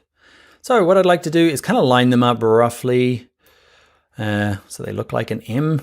Don't worry too much about it, what kind of M you have. I'm trying to visualize the M in those sticks. What I want to do though is make sure that they're aligned, because at the moment I think this one hangs down lower than this one. So I'm going to select both of them, and I'm going to say let's arrange, it doesn't really matter which one, but it needs to be vertically. There you go. So at least all the way down the bottom there together. Okay, next thing I want to do is zoom in a little bit. I'm going to use lines to kind of cap these ends off. So I'm going to use my line tool, no fill, black stroke. I'm going to use 1 point.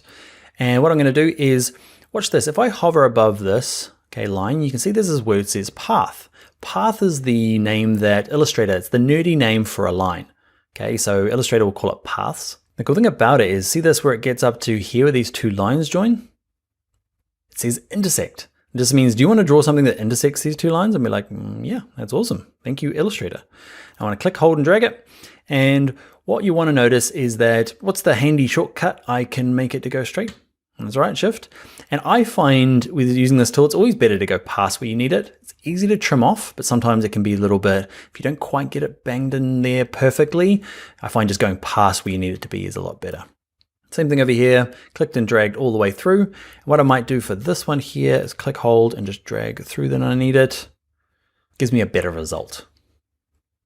Same with these bottom ones, I'm going to click, hold, and drag across all of these, all the way through. And now we're going to use our super fancy shape builder tool to trim off all the stuff we don't need.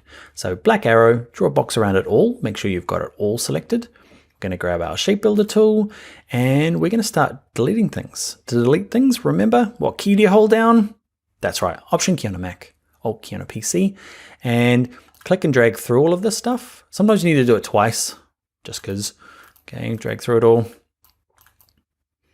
Clicking and dragging through. You can just click them once, click them once, or click them again. Sometimes you gotta click them a few times.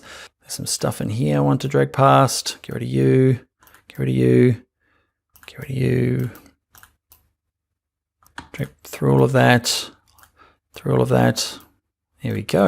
We've kind of trimmed it up to something that looks a little bit nicer, at least more like an M. Now I want to kind of make it so that this bit goes all the way and that joins it across. So remember, you don't have to hold anything down to join them up. So I'm going to click and drag across all three of these to make it one unit.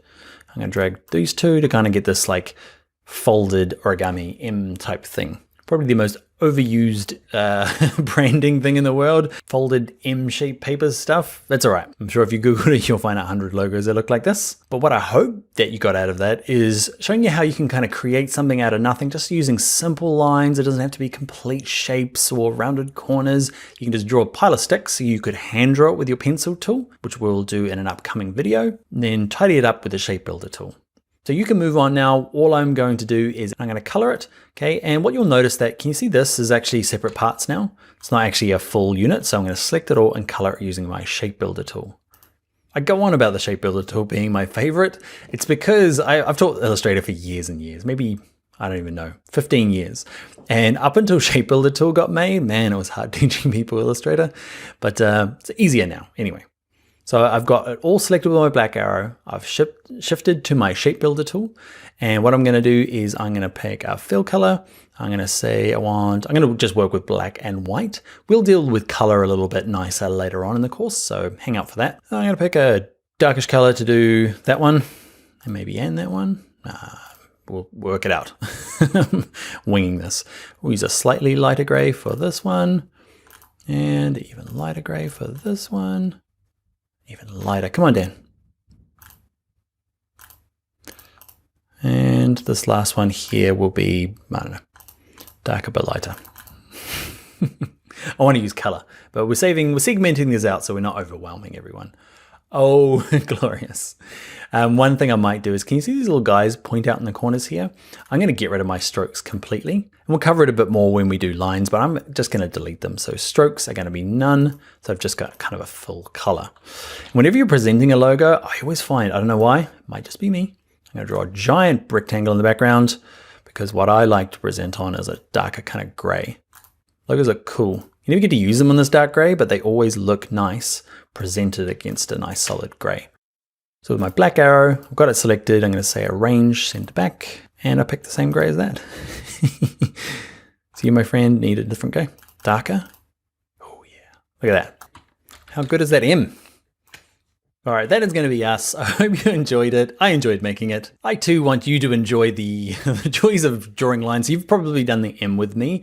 I would like you to pick another letter. Try not to pick anything that has a roundy part because we just drew it with lines. So pick a letter that can be drawn with straight lines, and I'd love to see what you do. Try your first name or your last name, whatever the first initial is or the last initial is. Mine's Dan Scott, so it's terrible. D's and S's aren't good for this tutorial.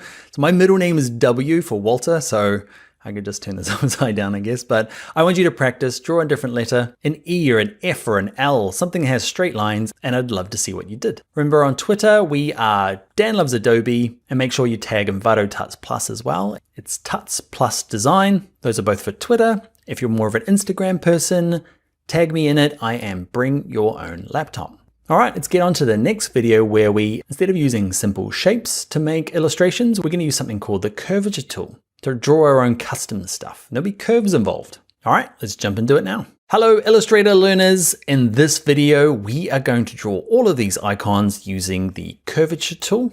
It's like the pen tool, just a bit easier. Let's get started. All right, to get started, let's make a new blank document. So File New. It's already loaded with my last thing I've done. Okay, so I've set it to inches and it's just remembered landscape US letter. Okay, I'm gonna click Create. I'm going to bring in something we're going to trace, and a little tip for you, if you are bringing in things to be traced, if I leave it here, can you see it's kind of offset a little bit to the right of my screen? It's going to put my trace document overlapping this edge here. But if I quickly go to View and go to Fit Upward to Window, okay, so it's in the center. Now when I bring it in, it's going to be in the middle. It's a weird little quirk. All right, so go up to File and go to Place. In your exercise files, there's one called redrawicons.png, and just make sure it's a template because it's going to put it on its own layer, fade it out so we can trace over the top. Click Place. Awesome. Okay, so there's my redraw layer, and we're going to use this thing here called the Curvature tool. That looks very close to the pen tool. If the word pen tool is not new to you, you'll probably know the pen tool, which we're going to cover in the next video, is, man, it's hard to learn. Not impossible, just harder than the Curvature tool. It's a new tool, the Curvature tool. I love that Adobe Illustrator invented this tool. It's super quick, super easy. I love it. It's like the simplified version of the pen tool. Okay, so give it a click.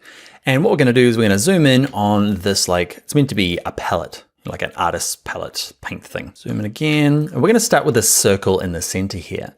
So we could just use the ellipse tool, I know, but we're learning the Curvature tool. And for a circle, just so you know, there is 4 points that make up a circle. And how you use the Curvature tool to do it is you click once at the top, or once on the side, or once on the bottom.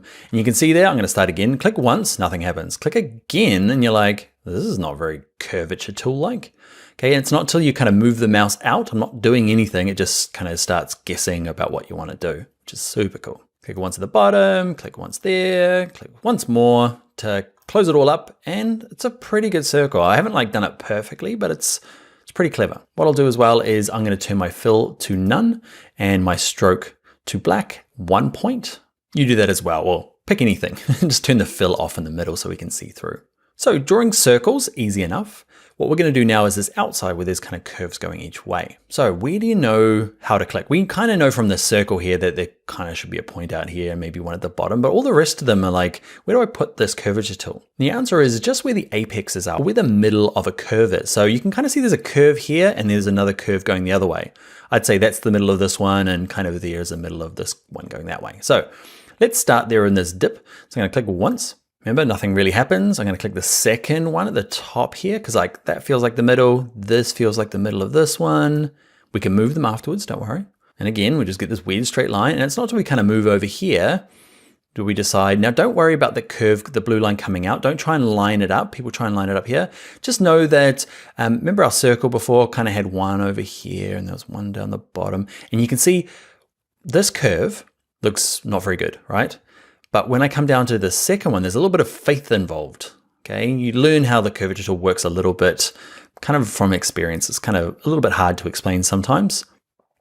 But if you put the curves kind of halfway around this curve, a little bit down here, maybe another one there, you can delete and add them later on. Now this curve here, where is the center of it? It's kind of about there. And then back to the beginning here. And all I do is click once and it completes it all up. Cool, huh? And the nice thing about it is they're a really fluid line. Okay, a couple of things that you might run into trouble with is you might find it a little bit tough using the smart guides. I've turned mine off. I cheated at the beginning. Okay, I should have said at the beginning, but go to view and I've turned smart guides off by clicking the little tick and it just turns off. And make sure you turn it on later on because it's quite helpful. I'll try and remind you. But sometimes, like I said at the beginning, the smart guides can just be more hassle than they're worth. All right, what else can we do with this curvature tool? Say you kind of like it and you're like, oh, it's almost there. This one's a little bit wrong. So I'm still using my curvature tool. I can just click, hold, and drag them around, okay? Because I told you like one needs to be there and one needs to be there. But when you're doing it on your own, you're gonna be like, oh, I don't know where these go. And you're just gonna click all over the place. So what you can do to fix them up, just throw them in. Don't worry, get them in roughly where they need to go. Even if it looks bad, okay, you can grab these guys, click on them. It kind of goes blue, and I can click and drag them to say, I want you to be a bit further up there, and maybe you around here a bit more, and maybe you look better down here. You can see I'm kind of trying to fix it by moving these guys around. Cool, what else can you do? Maybe you've not got enough. Okay, say you didn't put one over here, okay, and it's just, you just can't do it. You can move this one around, and you can move this one down. There's just not enough control, right? So I need another one to help me out. So to add another one, all you do is use the same tool and just, you can kind of see the icon changes from this. See the little plus appears? So asterisk plus. Okay, the little plus button just says I'm going to add a point and then it'll give you a little bit more control. And the kind of tip, I guess, the pro tip is it will be most smooth with the least amount of these little dots. They're called anchor points, okay? The fewer of these you can have, the nicer the curve will be. So you might get tempted just to put in loads of these because then you get to do all this like really fine adjustment. Okay, and it doesn't matter how good you are. I'm pretty good, okay? But if I have lots of anchor points, okay, it can look kind of good. But then if I click off and I'll turn off my trace layer, can you see it's just a little bit wobbly down the bottom? It's not bad, okay? But it's just it's not super smooth like up here. Oh, look how good that is. And look how little bit wobbly that is. Okay, to delete points, use the same tool. So curvature tool, give them a click, and all you do is hit delete on your keyboard. Goodbye. Goodbye, goodbye, goodbye. All right, now there will be a point where this curvature tool is good, but it's hiding some of the like nitty gritty detail, okay? So if there is times where you just need a little bit more control, what you can do is you can ditch the curvature tool once you've got it all in there and start using this guy here. Remember the black selection tool? Okay, the black arrow, that's for moving this thing around, kind of the whole thing physically. The white arrow, remember, is moving little parts within this object around. Okay, so I can use my white arrow, click on any of these anchor points and say it's this one here that I want to fix. I can physically move them like I did in the curvature tool. But also I can do, I'm going to zoom in a bit, is I've got these two little guys here. They're always there. The curvature tool hides them just to make the tool, I guess, a little easier for people that are new, but these guys can be quite handy. So this is considered what is an anchor point. Okay, so this is the line has to run through him. Doesn't matter, has to go through it. These guys influence how that line kind of gets to it. So they're kind of like influencing the line, or gravity. They're kind of trying to pull it towards them. They're like little moons. So watch this. If I grab it and drag it, can you see it's influencing the line? It's not like 100% moving it to follow it, but it's kind of dragging it out. Okay, and you can do a couple of things. Is you can drag it in nice and tight, so both sides. You can see with the handles quite close to the anchor point, it's quite an acute curve. Okay, acute. I'm not sure if that's the right word, but kind of pointy curve. Okay, and the further they are out, if I drag them right out, can you see they make it quite flat through that anchor point. So there's a bit of playing around and getting used to these guys. Click, hold, and drag, and don't be afraid to do this. Wiggle, wiggle, wiggle, and just kind of work out what it does. And kind of, I'm looking for this side a little bit, and then this guy over here. And what you'll find with them, it's kind of a seesaw. Okay, where I fix this side, I get this looking nice, and I've wrecked that side. And you're like, oh no. Fix that side. Oh, and I've wrecked that side. And what you'll find is little by little, you'll kind of work them in until they both kind of sit happily. And you can also see this guy is influencing the line as it comes through this anchor point. So we might play around with him as well. So this white arrow gives us really fine adjustment. It's a bit finicky, but sometimes you need finickiness to get it all nice and pretty. All right, so that's doing a big curve. Let's do corners. Okay, so the curvature tool. Okay, if I just click once, you end up with a kind of a weird looking, it's meant to be a funnel. Okay, this funnel here obviously is not working good with the curvature tool. So you can use the curvature tool to do straight lines. So I'm gonna just hit delete, just delete everything there. So to do a corner, so clicking once gives you a curve, right? So what you do is you double click to get a corner. So I know this is a corner, double click. That's a corner, double click, double click, double click. You get the idea, right? So doing straight lines is easy. Just got to remember to double click. Now, when you get back to the beginning, this is going to be weird. Watch, double click. Whoa, what happened? It's a quick, okay? If I undo again. So what's happening is when I get back to the beginning, it already knows it's a corner because we told it at the beginning. We double click and said, you're a corner. So when I get back to here, I don't actually need to do anything. Okay, just click once. And it kind of just accepts whatever I originally put it there. If I double click it, what it's saying is I'm completing it and then trying to convert it to a curve. Okay, so it's a bit weird. All you need to know is when you get round to the beginning, where's my curvature tool? You want to join it back up, you don't have to do anything, just click once. Curve, corner, just kind of finish it up by clicking it once. If you do end up doing this, okay, all you need to do is double click it again and it converts it from curve to corner, curve to corner. Okay, so you liked all this, but you want these to be curves, double click,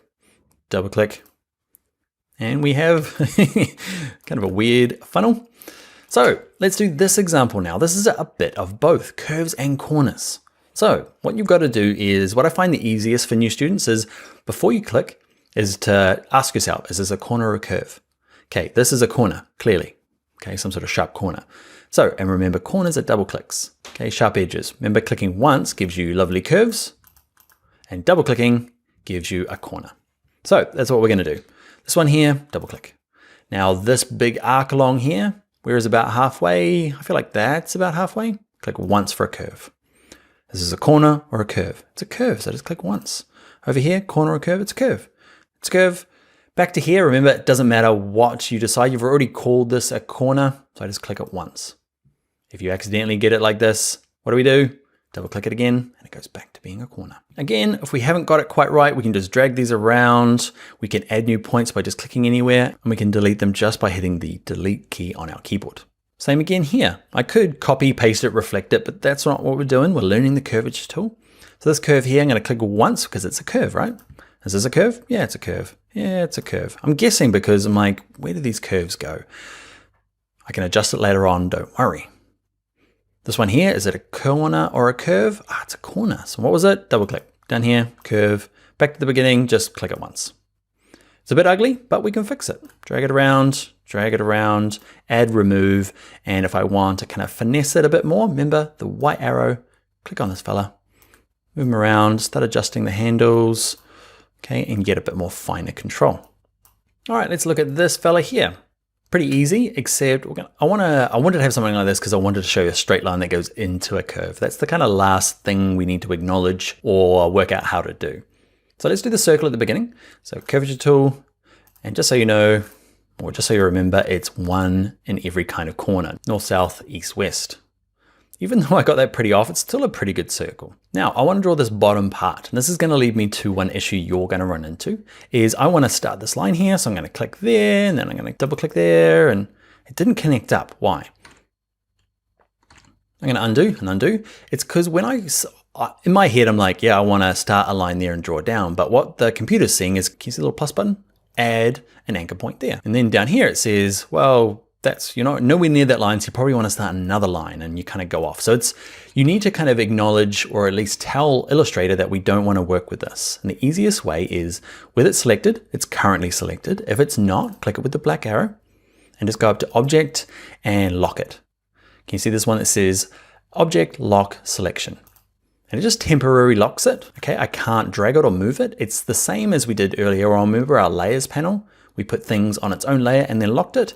It's just like a smaller version of that. Because in this case, I don't really want its own special layer for a circle. I just want to temporarily do it. And when you want to unlock it, you go to Object, and there's one that says Unlock All. Okay, everything that's locked in the page comes back. So I'm going to lock it again. Go to my curvature tool, and this is a straight line. So double click, and this is the bit I wanted to show you. So if I click once for a curve here, and I double click for a corner, I end up with that. It's not what I want. So kind of cool. So what I want to do is, there's a straight line here, and it kind of finishes about there.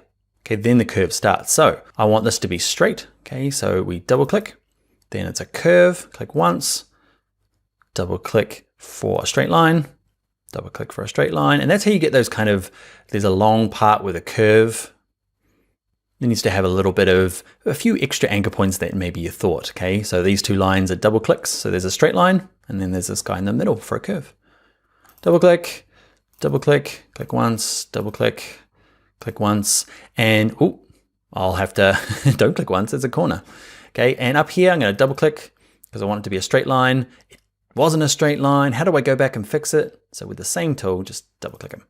Why did I overlap them? Okay, it's because that I want to color them in or delete this chunk, and I want it to butt up really closely to this line. And we're gonna use the shape builder tool, kind of doubling down on our tools that we've already learnt. Okay, now we're at a point where this thing won't let go. I'm like, I'm finished, let go, ah. Okay, and there's two things you can do. You hit escape on your keyboard. So look down, it's the top left of your keyboard. Okay, escape is the, just let go, like get off there. Okay, now we can go start working on this thing.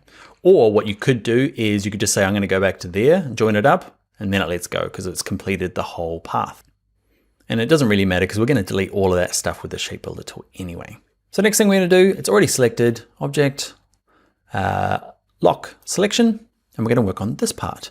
So double click for a straight line. Well, actually, it's kind of, yeah, double click for a corner up here.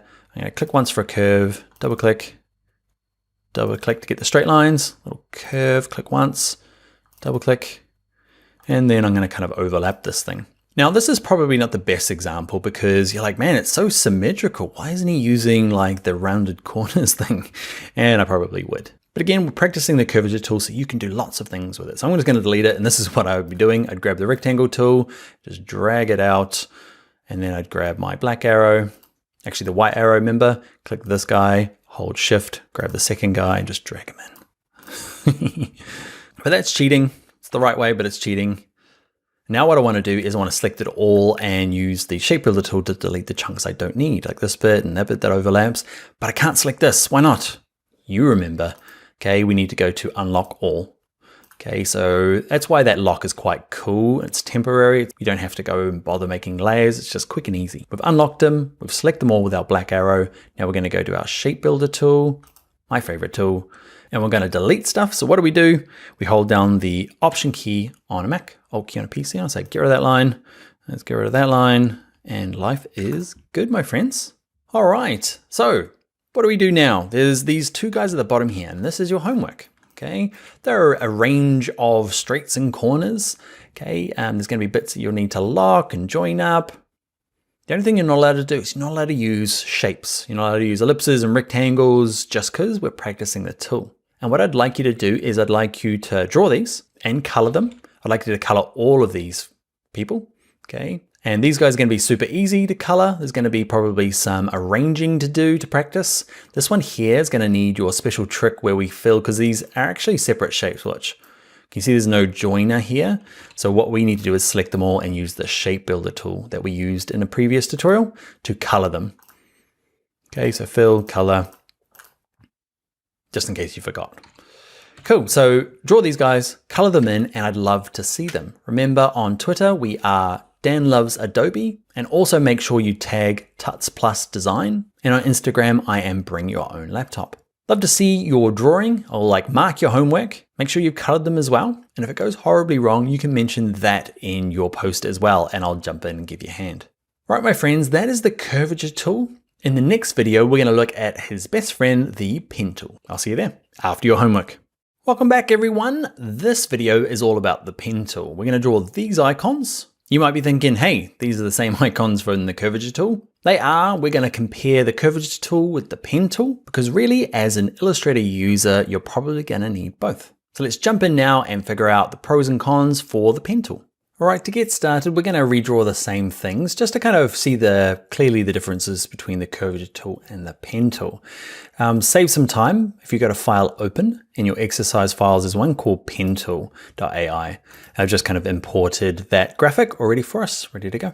Okay, the reason we have the curvature tool and the pen tool is the pen tool is kind of like a really kind of staple for pretty much all graphic design programs, and 3D and drawing, lots of things use the pen tool. So once you've learned it in Illustrator, you can use it in the same tool and works the same way in Photoshop, in InDesign, SketchUp, 3D Studio Max, After Effects, lots of different programs use the pen tool.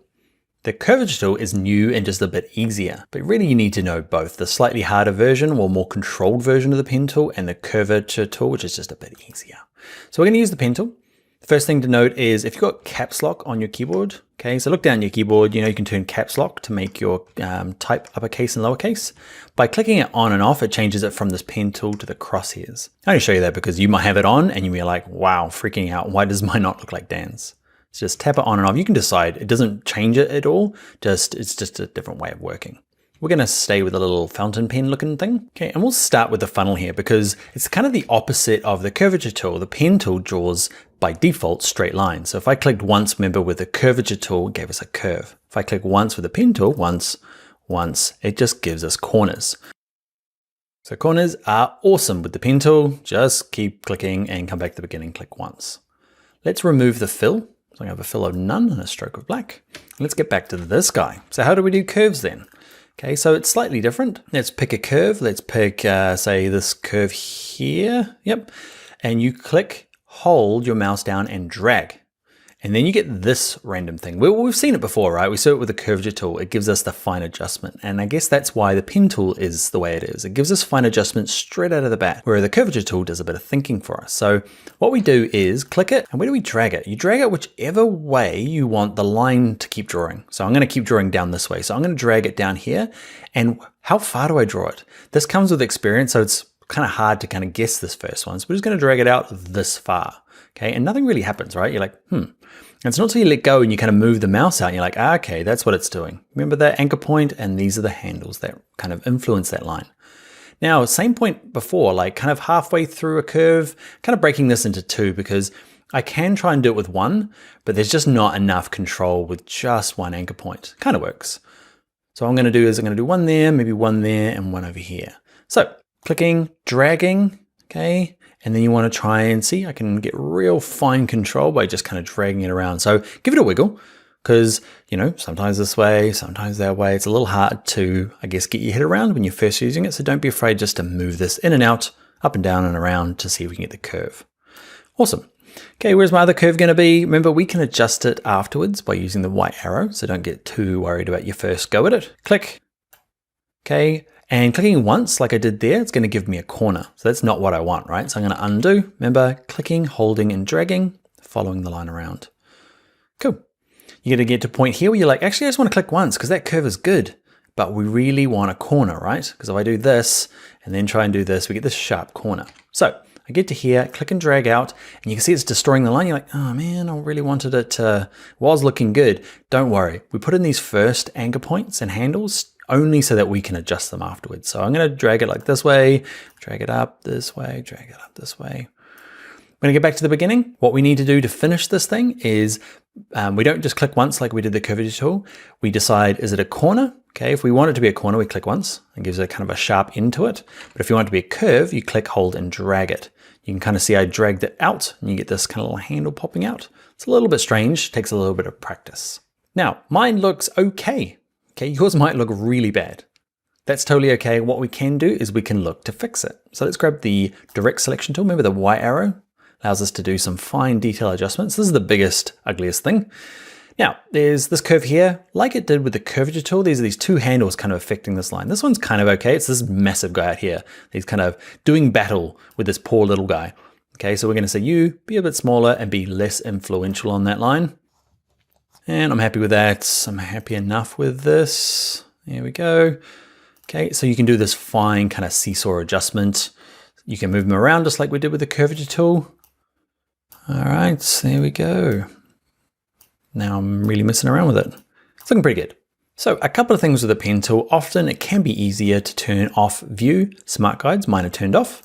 And let's look at how to add, remove, and convert those corners. Okay, so let's say this one here is accidentally a corner. With the pen tool, it has its kind of special own tool called the anchor point tool.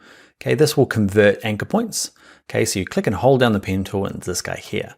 So click it once, we'll turn it into a corner. Click and drag out from the anchor point, we'll turn it into a curve. Click once, you're a corner, click and drag, you're a curve. What people tend to do is to drag this out. They're not sure which way to drag it. And they'll try and do something like this. They're like, oh, how's this? And you can kind of see what I'm doing, right? It's kind of looping back on itself. So if you're like, man, that's doing some weird spaghetti stuff, it's probably on the wrong side. All right, let's move on to doing the circle. Yes, we should probably just use the ellipse tool, but I'm gonna use the pen tool to show you how it works. So drawing a circle, we know that it kind of needs to be in all four corners. I'm gonna click and drag out. That's the first one, it's the hard one. You're like, well, it's nothing. Because if I just start with it clicking once there and then start dragging out, it's gonna work kind of until I get back around to the beginning, because I said to that to be a corner point, right? And you end up with that. So the very first one on faith, I'm gonna drag it out to kind of create some sort of curve. Okay, I'm gonna click and drag you out. I'm gonna click and drag you out. I'm gonna click and drag you out. Wrong way, that way, spaghetti, good way. And back to the beginning, I'm gonna click and drag out. So my circle, terrible circle. How do you, I guess I wanna show you this because I wanna show you how to get nice symmetrical looking things. So I'll show you a real circle. So a circle, the ellipse tool, if I draw this out, there's nothing different between, well, other than that one's beautiful and that one's ugly. This one has the same sort of construction. Watch this. Can I see? I've got my white arrow clicking on the ellipse, and you can just see it's got anchor points in all corners, but they're exact. And can you see this is the big thing? Can you see there's anchor points completely across from each other and they run parallel? They're the same length. You can see my ones. If I click the top one, these are reasonably across from each other, but you can see that one points that way, that one points that way. I'm gonna zoom in. So to get this to be symmetrical, we need this top one to be nice and flat. It's not going to be perfect, just so you know, but this is how to get kind of balanced lines or nice looking curves. If you're like, man, I can never get it right. It's probably because you need these ones to be somewhat symmetrical. Better, it's getting better. You see they need to be the same length as well. See, this one's short, this one's tall. So you back up a little bit, buddy. You probably need to back up a little bit as well. And you can start to see it's getting better. Okay, I just want you to, I guess, get the understanding of how these guys all interact together, that there's a kind of a bit of a balance. They need to be the same length, kind of the same angles will give you a nicer looking.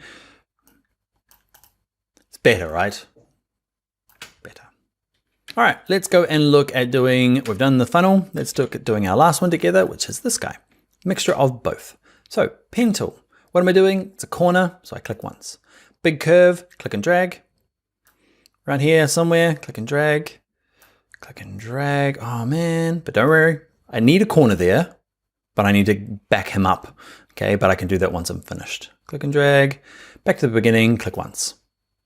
Grab my white arrow, drag him out, and just so you know, like the first 20 things you're gonna draw are slowly gonna get better and better as you get accustomed to kind of this, how life works with the pen tool.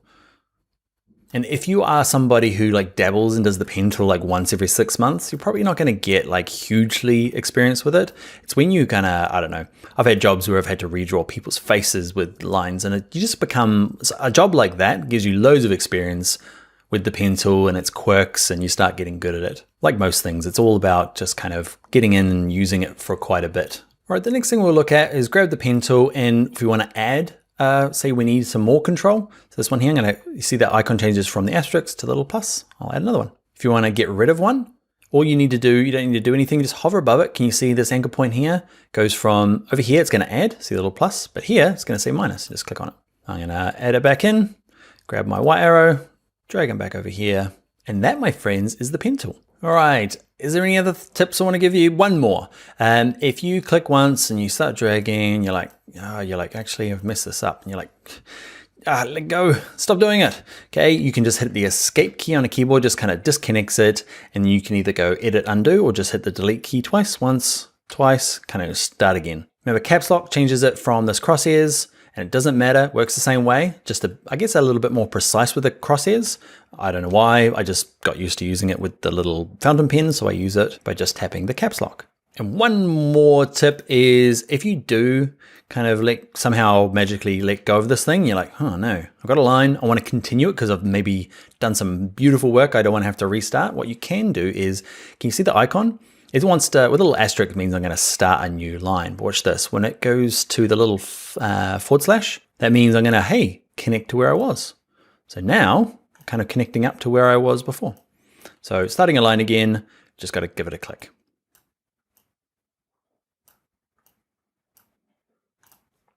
And that, my friends, is a terrible flame. You are going to spend a little bit more time and get it looking great. I want you to then work on this, work on all of these guys. And what I'd love to see is both your curvature tool and your pen tool exercises side by side. Okay, so color them in, and I'd like you to, I guess, send me your side by sides so that we can kind of see which one kind of came out the best. And also drop a comment and just say, I found the pen tool just so much easier having the control, or man, I'm going to use the curvature tool. So just let me know the pros and cons, what you find good, what you find bad. Remember, on Twitter, it's tuts+design. And also make sure you tag me personally. I'm Dan Loves Adobe. And on Instagram, I am Bring Your Own Laptop. All right, friends, I'll see you after you've done your homework. I'll be checking, and we'll get started with the pencil tool. See you in that video next. Welcome back. This video, we are going to be looking at the pencil tool, how to make it a little bit easier to draw with so it makes you look good. Once we've done our drawings, we're going to add things like this, where we kind of have this nice kind of profiled stroke on it. We'll look at doing arrowheads, dotted lines, dash lines, and this kind of artistic hand-drawn over the top of a real image project. Let's jump in now and get started. All right, to get started, I've just created a blank page, create it any size you like. I'm using US letter landscape. I'm going to bring in an image. So let's go to File, let's go to Place. And in your exercise files, we're looking for one called Pencil Tool 01. Now this image comes from Unsplash. It's a really cool site that you can use for free commercial use images. Okay, so that's Unsplash. Thank you for the use of this image. And we're not going to use the template in this case, because what happens with the template is it fades it out, and I don't want that for this case. I just want to bring it in and we'll lock it. So let's click Place. Now, when you're bringing in an image, if you click once, it's going to bring it in at full size. I'll do it, you don't. You wait there, watch this. Click once, whoa, it's a big image. I'm going to zoom out. Way bigger than my page. So what I'm going to do is before I place it, I'm going to zoom back in. I'm going to show you a different way of placing. So File, Place. And it's easier just to click, hold, and drag. Okay, and you can just like tell it what size that you want it to be. Cool, and we could put it on its own layer and lock it, or what was the trick we used before? Object, Lock, Selection. All right, so let's get going with the pencil tool. It's this one here, looks like a pencil underneath the brush tool, and you won't see it because it's hiding under the shaper tool. So shaper tool is like the first tool. Click and hold it down and grab the pencil tool. I'm gonna zoom in. What I'm gonna do before I start drawing is I'm gonna say I would like no fill.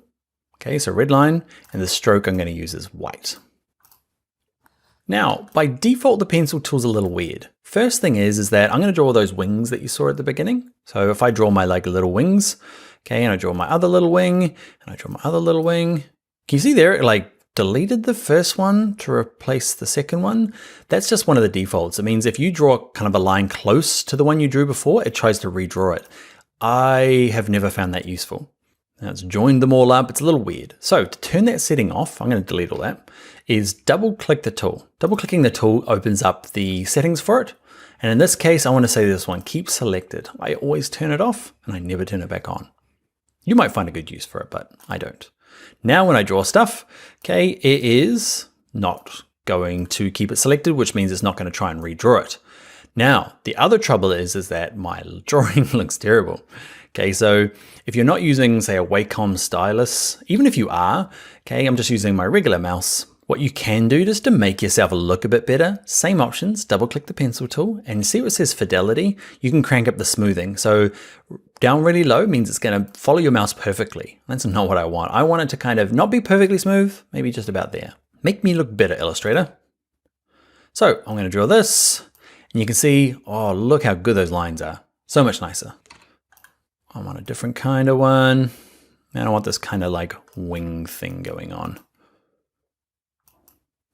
You can see those curves. I'm just clicking and dragging pretty badly. I don't like that one. I can delete them by clicking the black arrow, hit delete on my keyboard, back to my pencil tool. Don't worry about it, Dan. Don't worry about it. I keep drawing. They look kind of cool.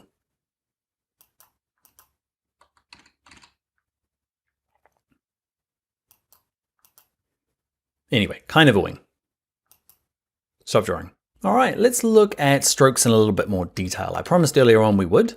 So I've drawn these with the pencil tool. They are considered a stroke. Okay, and the stroke at the moment is a white line and it has these kind of flat ends. Okay, remember what those are called? Yep, the funny word. Let's grab the black arrow. Let's select them all and let's change the stroke. So remember, we can increase the stroke. That's fine. And who remembers where we get in to change the capping at the end to make that kind of a bubble end? Remember, click on the word stroke. There it is there. Okay, we can pick our rounded caps or the projecting cap. Okay, the other thing we're going to look at is the cornering. Can you see here it's got this nice, I want this angle, I like it, but you can change that kind of corner to be rounded as well to match the rest of it. Can you see if you want that kind of roundedness to continue? I'll zoom in a little bit so you can see it a bit better. You're watching for this guy, it's the only corner that I've got. Okay, but by default, it's a nice sharp corner, rounded, or you can miter the end or bevel it. Either one you want. Okay, and let's say I don't want this kind of, because it's the same stroke all the way along. What we're going to look at is this thing called profile. So in stroke here, all of these guys selected, go to profile, and there's a bunch of them in here that kind of look nice. Watch this. If I click this first one down, you can see what it's done. Click off. Cool, huh? Okay, just gives it more of a, like a painterly stroke. Okay, have an experiment with all of these. Okay, there's different kinds of ones in here. Oh, look at that. Looks good. You're thinking tribal tattoo, right? That would have been handy when that was super popular. But anyway, still kind of cool. I like it. I might select it and increase it up a little bit to give a bit more of a fuller little wing there. All right, let's zoom out. Next up with this kind of pencil drawing is we'll look at arrowheads. So I'm gonna grab my pencil tool again. I'm gonna have some lines that come off the front of this for no reason. I try to put them all into this class to, I don't know, it's a design element. I want arrows kind of racing forward. Look how good this shoe is. Black arrow, select them all.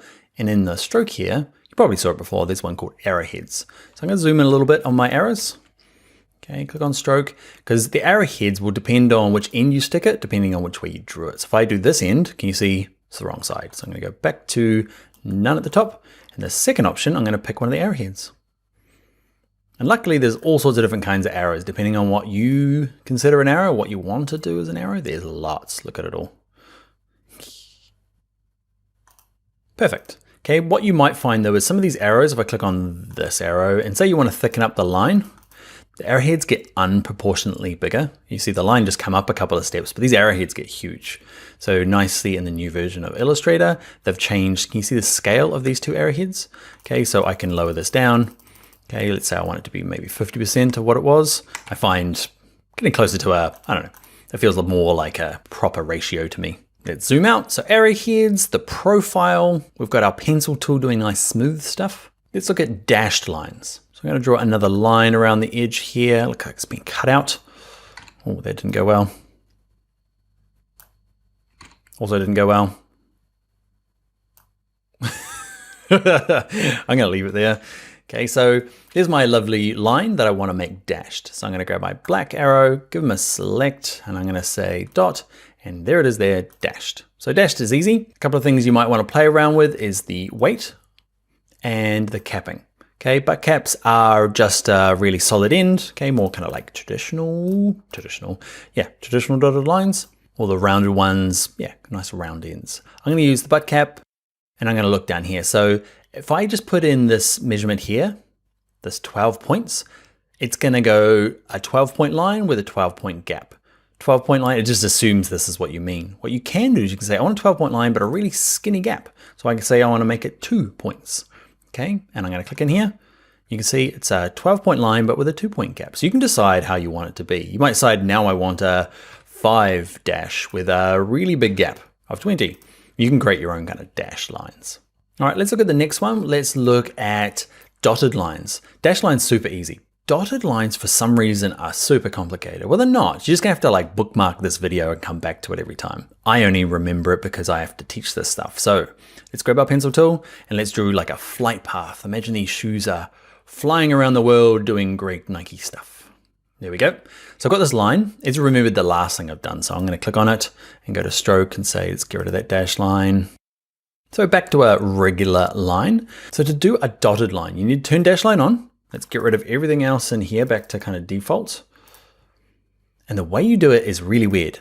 The first dash you put in is 0, which doesn't do anything until you click on round caps. It needs to be 0. Then the gap is however big you want it to be. I'm going to do 12. And you can kind of see it half works. You can see it's got these like the dashes are absolutely 0. But if you make those absolutely 0 dashes round caps, they make dots. Weird, huh? I'm gonna make the gap a bit smaller so it makes it a bit easier to see. I'm gonna increase the weights. So that, my friends, is a really weird way to do dots. So just to recap, stroke needs to have a dash of 0, a gap any size, and just make sure your capping is rounded. All right, so that's a mixture of the pencil tool and the stroke. Arrowheads, dots, dashes, and tribal tattoos. Next up is your homework. So in your exercise files, there is this file. It's called Pencil02. Do the same thing we did in this exercise. Bring it in, file place it, lock it, and then do your drawing over the top. Now the theme for this one is going to be travel. So think wings and planes and maps and those sorts of things. So practice your dotted lines. I want to see a dotted, a dashed, and some of the kind of more, I keep calling them tribal, but basically just those kind of nice profiled lines. Remember to adjust your pencil so that it makes your drawing look nice. Maps and planes and globes, that type of thing. Okay, I want you to draw over the top. Think artistic illustration type thing. And when you're finished, make sure you share it with us. Remember Twitter, Tuts Plus Design. I'm Dan Loves Adobe. And on Instagram, I am Bring Your Own Laptop. Hi there, welcome to this video. It's all about brushes in Illustrator. They turn boring strokes like this into handsome artistic strokes like these. All right, let's jump in and work out how to use them in Illustrator. All right, to get started, you're gonna practice your skills from other videos. You are going to create a new document. This one's going to be portrait instead of landscape, and I want you to bring in this image here, file place it, and lock it. Okay, it's called Brushes 1. So practice those tricks. Thank you, Lawrence Green, for the image. Now we could be using our Curvature tool or the pencil tool to work with brushes. Any which way you create a line. It can be, you can do it with the stroke around the outside of a circle. We're gonna use the pencil tool in this case. What I'm gonna do is I'm gonna give my line no fill and a stroke of white so I can see it against my image. We're going for kind of an angel wing type thing.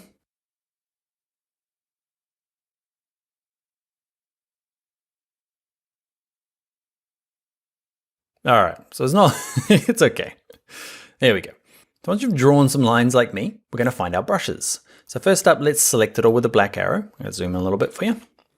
I'm gonna go to my window and all your brushes are hiding. They're kind of like, remember we did the profile in the last one where we get that nice kind of like tribal design? Brushes are similar to that, okay, but they're a little bit more artistic. So in the brush libraries here, there's lots in here. Pretty much, I'd say 90% of them are pretty bad. Okay, the good ones are hiding under vector packs, and these two are great, and other nice ones are on artistic, and some of these ones are quite cool. Okay, so we're gonna explore a couple of them, and then I'll let you explore all the rest of them in Illustrator. So let's go to Window, all the way down the bottom to Brush Libraries, go to Vector Packs, and let's use Grunge Brushes Vector Pack. That opens up. I'm gonna make it a bit bigger so you can see all the different brushes in there. Okay, and with these guys selected with my black arrow, all I need to do is click on one. Get ready, giant strokes. Cool though, eh? I love it. Turns your kind of really, I don't know, I guess clip art style lines into something a lot more kind of hand drawn. Now, one thing by default is that they have kind of like a preset size. So once you've drawn them or applied them like we just have, over here under stroke, you're gonna have to make them smaller. Now in this drop down, you can go down only so far, like 0.5, 0.25. It's considered a hairline. That's kind of small enough probably, but say you wanna go even smaller, you can actually just type it in here. So 0.25, I'm just gonna go 0.05. So I'm just typing it over with my keyboard, hit return on my keyboard, and now I've got a really nice thin line. Okay, I probably want it to be a little bit bigger, so I'm thinking maybe 1.5. Cool, huh? So I'm gonna select them and just go through these different options, and you can explore which ones you like the best. Okay, so I'm just gonna keep clicking them while you watch. There we go, that's nice. So one thing you can do is, can you see I drew in lots of individual lines? If you end up drawing one long thing, there's nothing wrong with that, but you end up with, say I draw a wing on this side, that's just one long piece. There's nothing wrong with it, except because it's one long piece, and I click on this, and I make it what did we decide, 0.01? 0.05. Okay, can you see this? The stroke starts all the way along here and has to stretch itself all the way along. You end up with this kind of like, I don't know, stretched stroke, whereas this, it's kind of a similar sort of design, but there's lots of little different things going on. Okay, because it's just one stroke beginning to end, whereas that is trying to stretch itself along this really long line. It's up to you what you're looking for. I'm gonna delete that one. All right, let's look at kind of one of the other packs. I'm gonna close down the grunge pack and I'm gonna draw some sort of halo. It's gonna be right first time, ready? Not even close. That's better. Okay, so betterish. So I've drawn a line above her head. I'm going to go to Window, and there are lots of other stuff. Remember, so where is it? Brush Libraries under Vector Packs. Grunge is cool, hand drawn is cool, and the other ones that I find are quite nice are chalk, charcoal, pencil, and ink. All the rest are okay. Some of them are downright terrible, but let's go chalk. Let's go to ink, because ink has a special kind of extra bit at the top here. So let's just look at some of these bottom ones. The cool thing about ink is that some of them, this dark ink wash, you can see it's kind of transparent, which is kind of cool, because it means if I draw another one, so if I grab the pencil tool again and I draw another one, I'm not sure that's it's back to being the donut, but if I make him the same stroke, can you see where they overlap? You start getting this kind of double, the transparency. Let's zoom in a little bit further. You can see where they overlap, they kind of double up and make a fuller color. You get what I mean, right? Now there are these options up the top here, so I'll show you how they work. They work slightly differently. So I grab my pencil tool and I draw a smiley face. Okay, it looks exactly like that. Let's draw a crown. That's my crown. Okay, with it selected, and I go, oh, these look cool. Weird stuff happens. You're like, that's not what I was expecting. Okay, so often these ones get used just by themselves. So I'm going to delete my wonderful crown. So instead of like applying them to a stroke, you can just drag them out. So say this one here, just drag it out.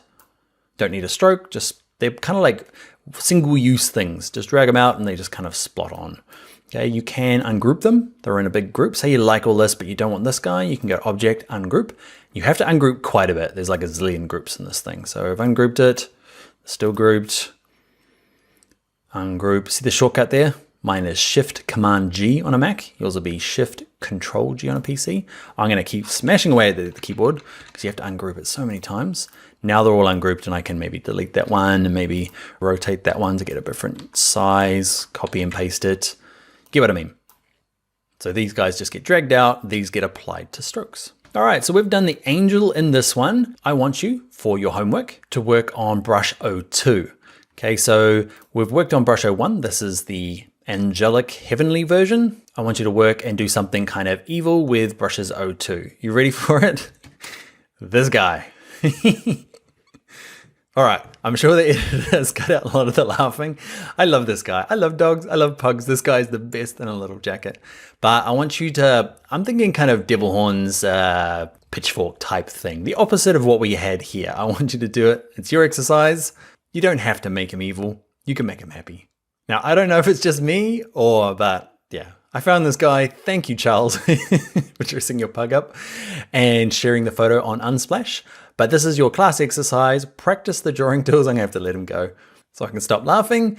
And I want you to go through and practice using some of your tools. Pencil tool, use the grunge, try some of the other ones, and I would love for you to share it with me. This would be a perfect one for your Instagram. Okay, so remember on Instagram, I am Bring Your Own Laptop. On Twitter, we are Tuts Plus Design. And personally, I am Dan Loves Adobe. I love to see what you do with your pug, and I will see you in the very next video after you've done your pug homework, and we'll start looking at color in Illustrator. Hi there, this video is all about color. We're gonna look at your traditional RGB. We're also gonna look at something called HSB. Don't worry, it's really useful. What's really useful is this Adobe color theme. So we get to explore colors that maybe we wouldn't naturally pick, just to help express our lovely logo in a few different color options. All right, let's get started. First thing is, let's go to File, let's go to Open, and in your exercise files, there's one called Color. Open him up. Okay, so you can use your version of the M from the previous exercise, or you can just use this one here, doesn't matter. So we've kind of looked at color a little bit, but let's get into the nitty gritty. So first up, in your properties panel, make sure, you don't have to, but just so you know, I've turned back my smart guides on because it's gonna be handy for the rest of this course. So little ticks on. So when working with color, let's say I want to change this color from black and white. I'm going to pick a fill color. We've got our pre-made swatches. These are the ones that Illustrator give us by default. Then there's this option, the color mixer, which allows us to kind of pick colors from down the bottom here, or type in, say, brand specific colors. Okay, say you know the RGB values for your brand, you can type them in there. You might also have this number. That's another way of describing RGB colors. You might have that somewhere in some sort of corporate spec manual, and you can just type it in. If in here yours is CMYK, doesn't really matter which color field you're using, but if you do want to switch it, okay, you can tell I'm at RGB, says it at the top there, and I can change it by going to File and down here to Document Color Mode and going to CMYK, or switch it to RGB, up to you. Okay, let's say this random color that I ended up with, I like, but I want to make a darker version for it. Okay, so I'm going to say, I like you, but I want a slightly darker version of it, okay? So I like it just a bit darker, but making it a little bit darker is quite tough. You need to slide these RGB sliders down and up equal distances. So it's a little bit hard just to like lighten and darken a color. So I'll show you a cool little trick. I don't use RGB. I often switch it to, see this little palette option here, HSB. And you're like, oh man, another one. CMYK, RGB. Don't worry, HSB and RGB are the same thing. It's just a different way to describe the color. This shows you the mixture of red, green, and blue. This just shows you the hue, saturation, and brightness. And I find just, it doesn't matter if you're pro or entry level, I find it's easier just to grab this and go, let's change the hue, okay? Or change the saturation, how light it is, how kind of full on it is. And then this slider, the brightness, okay? Fully bright, you can just darken it up. So yeah, pick a color. I'm gonna pick this color. I want it to be a little darker. Now I want to use it again. So what I'm going to do is going to switch to my swatches. Remember, swatches are kind of pre-made colors. I can make my own though. So I've got that selected. I'm going to click on this new swatch. I can give it a name. This one's going to be called my M Pink. I can click OK. So now I can go to you, my friend. You are going to be that cool new swatch called, there he is there, M Pink. But I'd like to go to my color mixer, which is currently set to HSB, and I'm going to just make it a bit darker. Same with you. I'm going to click on you. You're going to be that same pink color. What am I clicking on? Click on him. He's going to be that pink color. If he's not there, you can go to your swatches. There he is there. Okay, and I'm going to say, actually, you're even darker again. And this one's the darkest version of them all. Yep. Dark. Cool. So I guess that's just a helpful tip using HSB. It doesn't change the still red, green, and blue, just a different way of looking at it. All right, so that's one color option, the pink color option for the logo. Let's duplicate it, copy and paste it. I'm gonna have another version. I'm gonna line them up. That's why smart guides are back on. It's clever. See that? Straight across.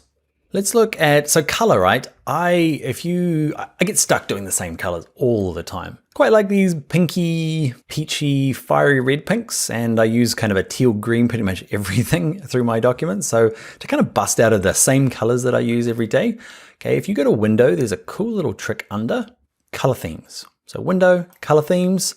You need to be logged into your Creative Cloud account, I'm pretty sure, and you need to have patience, especially when your internet's real slow like mine.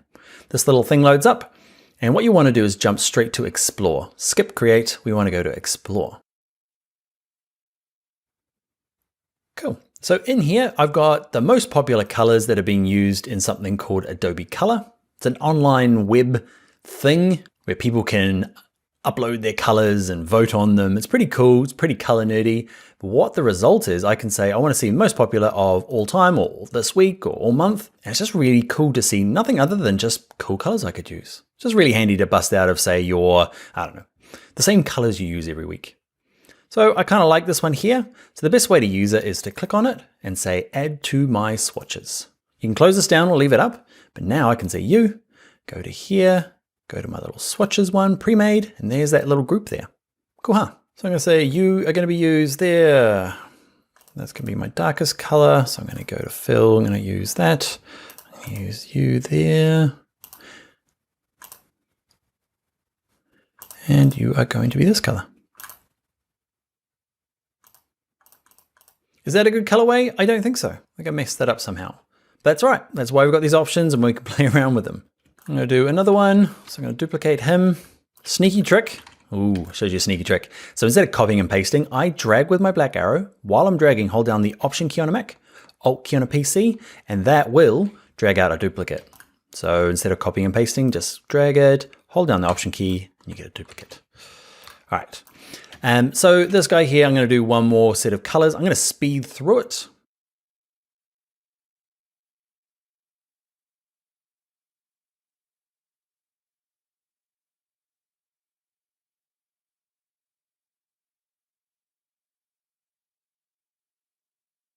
Okay, so I picked a color there, and I also remembered to show you, I just remembered now, go to Explore, and you can see this button here, it's a search option. So I typed in 80s, and look at all these brilliant 80s colors. So you can type in cafe and bank, and there's all sorts of things in there. So back to speeding it up again.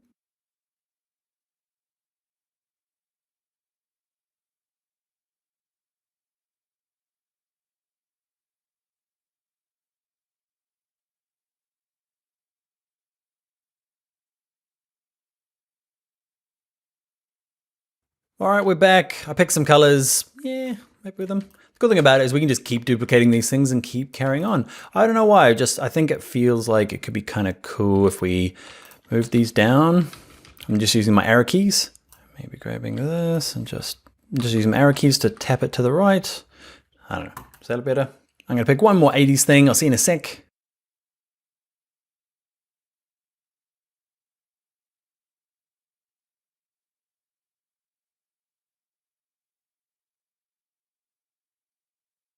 All right, I'm back. That's my 80s version.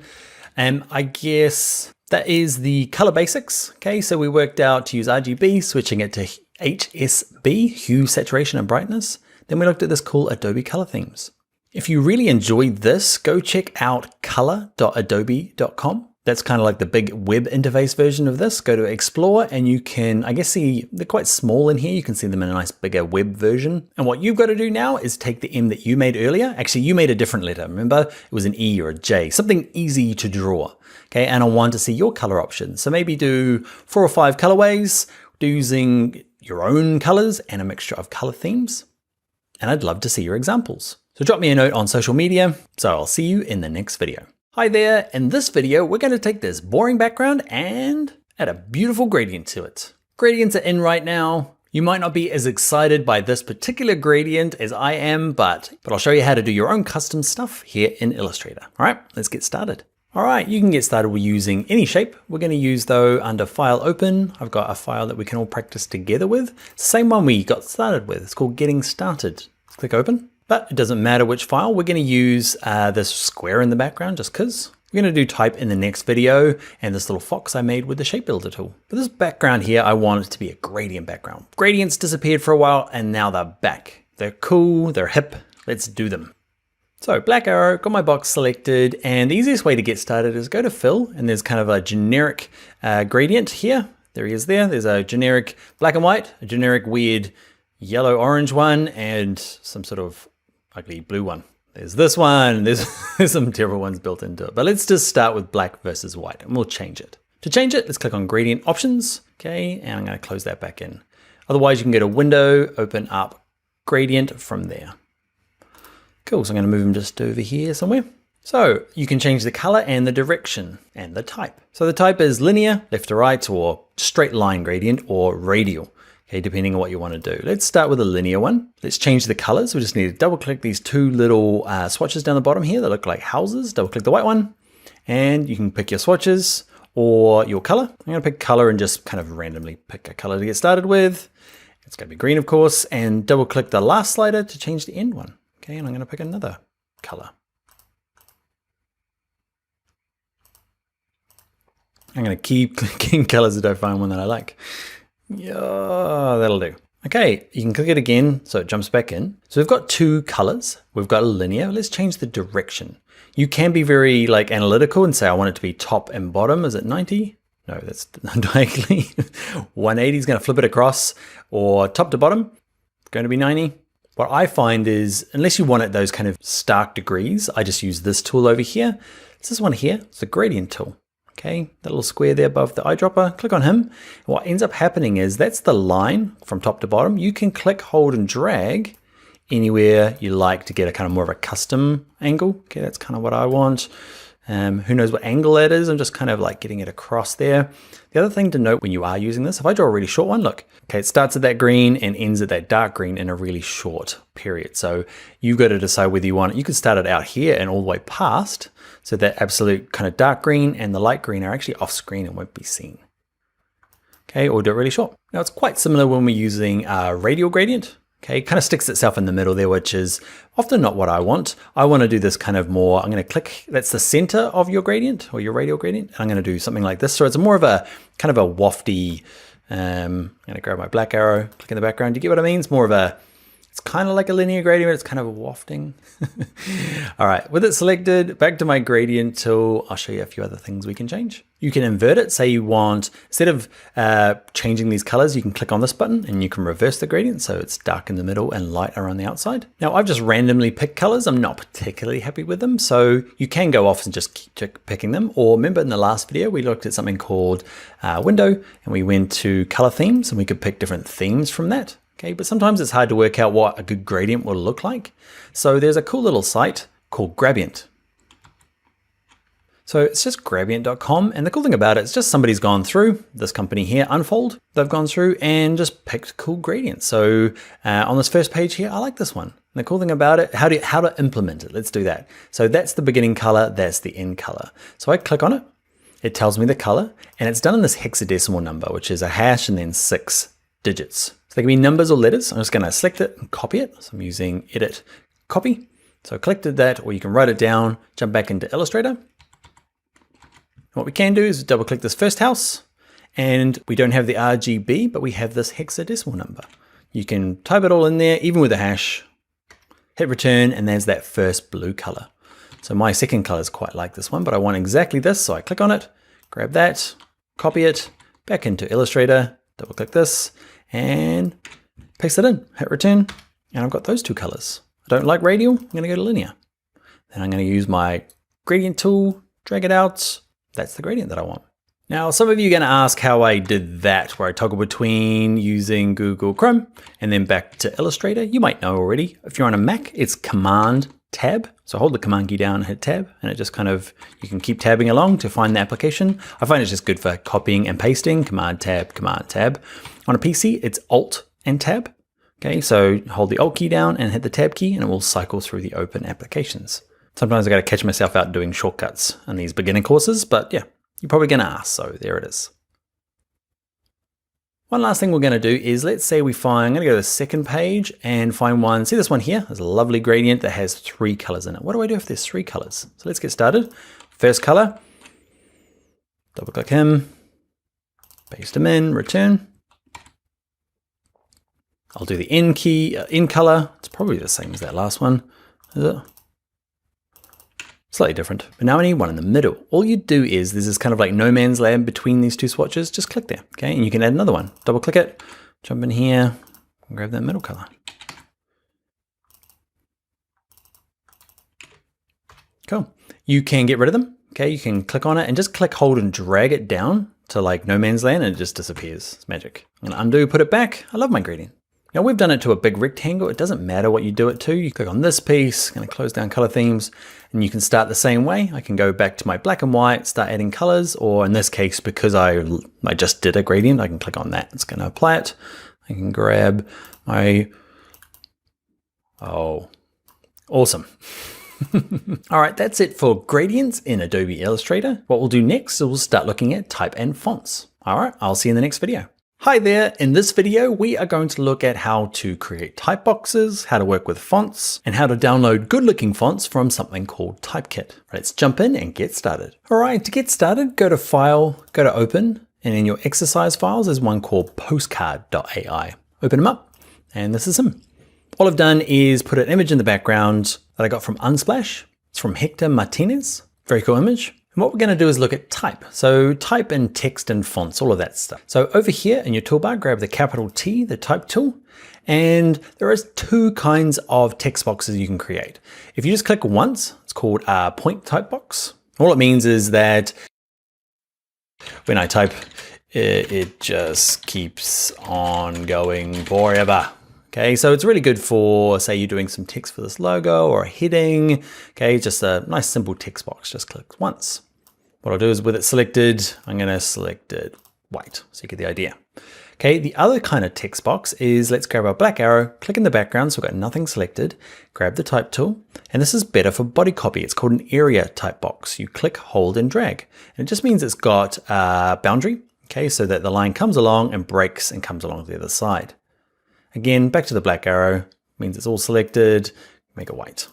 So depending on what kind of text box you need, you can draw a point type box and type on forever, or drag out a box to get a specific width that breaks. You can see here, if I start typing, okay, you'll see it breaks onto the next line. Now, what is all the stuff that's in here? It's just something called lorem ipsum. It's just, there are actual Latin words that are all mixed up into a random order so that you as a designer can design the look and feel of, say, this postcard without having to use actual text. For me as a designer, often I don't have the text yet, say a copywriter is writing it. And also I'm getting kind of like visual concepts signed off by the client. And we don't want to use actual text because often the client can come back with like grammar and text amends when really you're after more style feedback, not text amends. You can leave it in there for the design, but obviously it gets switched out for the end. So we'll work on this body copy down the bottom here. We're going to kind of put it somewhere over here. And we're going to look at two kinds of text. So two kinds of text boxes and two kinds of text. When I mean text, I mean fonts, okay? This is defaulting to the last font that I used. It's probably for you gonna be Myriad. Okay, Myriad is like the default font for Illustrator. I've got lots of Myriad. Myriad Pro is probably what it's gonna be, or Minion. It's probably Minion actually. Minion Pro. Cool, so let's look at the fonts that are built into your computer versus the ones we can download from something called Typekit. So first up, with my black arrow with this text box selected, I'm not going to cover, over here in the properties tab, we're not going to cover everything like font sizing, okay, easy. There's the line spacing, okay, so they call it leading in here, okay, but it's just the spacing between the lines. There's the spacing between the characters, spacing between words, spacing between characters, paragraph, left and right line. I'm not going to cover all of this because it's pretty basic word processing. The one thing I will show you is that, see these little dots? So there's the character kind of panel here, and there's these little dots. What could be in here? More options. So you get a bit more detailed stuff. I can make it all capitals. There's subscript, baseline shift, all sorts of other stuff in here. Again, I'm not going to cover it all because it's pretty easy to experiment with. Same with paragraph. We've got left, right, justification. Click on this. There's a bunch of other stuff in there. Okay, but I'll let you explore those ones. What I'm going to do for this, I'm going to drop down my character panel, and you'll see in here, these are all the ones that are built into my computer. Okay, I've got quite a few on my one, but go through, find one that you like. One thing that can be quite useful, especially if you've got a lot of fonts on your machine like me, and you're like, man, I just want to find say a serif font or a sans serif. So a serif font is like this one at the top here. It's got the little serifs, okay, the little extra hanging pieces that are off the edges here. So say I want a good serif font. It's going to cut it down. So this little filter drops it down to everything that's on my computer that's a serif font. You can kind of get a sample of the look of a serif font. Okay, so that's super cool. It's really handy just to go through and kind of cut down the fonts. So I want script fonts. Okay, you can see there is all the script fonts that I have installed on my machine. Some terrible ones like Brush Script to some nicer ones like Lust Script. You're probably not going to have all of these, but just know that that filter can be really handy. I'm going to go back to serif font, and actually I'm going to turn it off, go to all classes, and in here I'm going to type in the one that I want. It's the one I already practiced with, Gaudi Old Style Italic. I'm going to probably close in the leading a little bit and get rid of that crazy thing I did there. Put a little full stop at the end of my fake text, and that's going to be my body copy. At the top here, we're going to look at fonts that aren't from your computer, how to download them from something called Typekit. First of all, we're going to put some text. It's going to be all caps. I'm going to put a return in, digital partner. Very generic postcard. I'm not sure who we're sending this to, but this M company that we've made that has, or whatever letter you've made it, I'm pretending it's a digital agency, does some sort of creative work anyway. I'm going to pick a nice big font. Okay, and yeah, there we go. So I want to find a font that's not on my machine. So what we can use is something called Typekit. Now Typekit is a service that Adobe provide, but it's not paid, but it's complimentary if you have a Creative Cloud license. So I'm signed into my Creative Cloud license to use this software, and as part of it, they give me access to this thing called Typekit. So select your type with the black arrow, drop down the font, and there it is there, add fonts from Typekit. It's going to load up a web browser. It might make you sign in. You can see there, I'm signed in, my smiley face there. And Typekit are just fonts that Adobe allow us to download. They're pretty amazing. There's some really cool examples along the top here to kind of get the creative juices flowing. Like, ooh, I want to know what this is. And you can say, get all of these fonts so it downloads. I'm going to ignore that and scroll down because this is the bit that's going to help me kind of find my fonts. So the first thing we can do is, let's be on all libraries, and along the top here, I think it starts with choose sample text, but you can type in, because we know we're going to be using the words I'm going to use caps, digital. Sometimes you pick a font and it's not till you actually start using it in your characters before you realize like, man, that doesn't look so cool. So you can see here, this, I don't probably like it as a font anyway, but you can see it's really weird spacing and in the word your in capitals. Same with that one. I'm going to lower the size preview, just so I can see it a bit better. And actually I might go from this grid pattern to this straight line so you can start to see all the fonts before you download them. Okay, you can use them commercially as long as you've got an up-to-date Creative Cloud license. The other cool thing to do with these fonts is this classifications over here. Instead of just searching through millions of free fonts online, you can go, actually I want to show the slab serifs. So a slab serif is considered the same sort of serif as we described earlier. It has these little feet, but it has really quite thick feet. I didn't even click slab serif, that's the one I wanted. Okay, so you can see these kind of like university style, big slabby serifs on them. Hand-drawn fonts.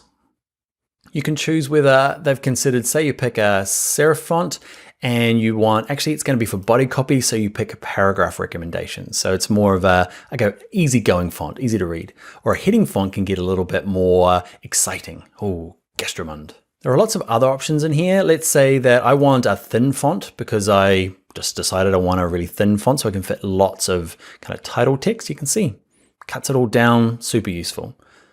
There's different weights, whether they're full caps or no caps. Okay, there's lots of things you can work around. I'm going to turn all these off, and I've actually got a font that I've already tried to pick. So I'm going to go to the top and search. And this one's called League Gothic. There it is there. I liked it. Worked good when I was making up this example for you guys. So once you've found a font, you can have a look and say, oh, yeah, there's some different weights, and there's an italic version. It's by Tyler Fink from the League of Movable Type, like they fight crime. And what we can do is we're going to click on this one that says Sync All. And this is the beauty of Typekit. Kick back, Mac or PC, relax. You get a big tick. Somehow I'm up to 337. That's the thing over here I'm looking for. It says, you've added 4 fonts magically to your computer. It's that easy. Don't know how I have more than 100, but anyway. Let's ignore that. Let's jump back into Illustrator. And in here now, without doing anything else, don't need to close it down. I can type in League, and you can see that's the font that I want. There it is there. I'm gonna pick a lot bigger size. And I'm gonna play around with the letter spacing, but that's how to get and use Typekit fonts. A little underwhelmed with my font selection now. Look good in my little preview. There we go. All right, so you can skip along now. I'm just gonna do some tidying up. I'm gonna grab the edge here to kind of resize the text box. And probably what I wanna do, it's interacting with the back. I picked an image that had a nice dark background, but I'm gonna do a bit more. I'm gonna grab the rectangle tool. I'm gonna zoom out a little bit. I'm gonna draw a rectangle that covers half of it. I got my smart guides on, so it should tell me where half is. Pretty good. I'm gonna give it a fill of black. And this opacity here, see the opacity? I'm gonna lower it down. And then I'm going to select it with my black arrow and say arrange to the back to put it behind the text. And you can kind of see what I'm doing there. I'm trying to use it as an element, a design element, but mainly just to darken out the background so we can see my type better. All right, that's how to create text boxes and use Typekit fonts using Adobe Illustrator.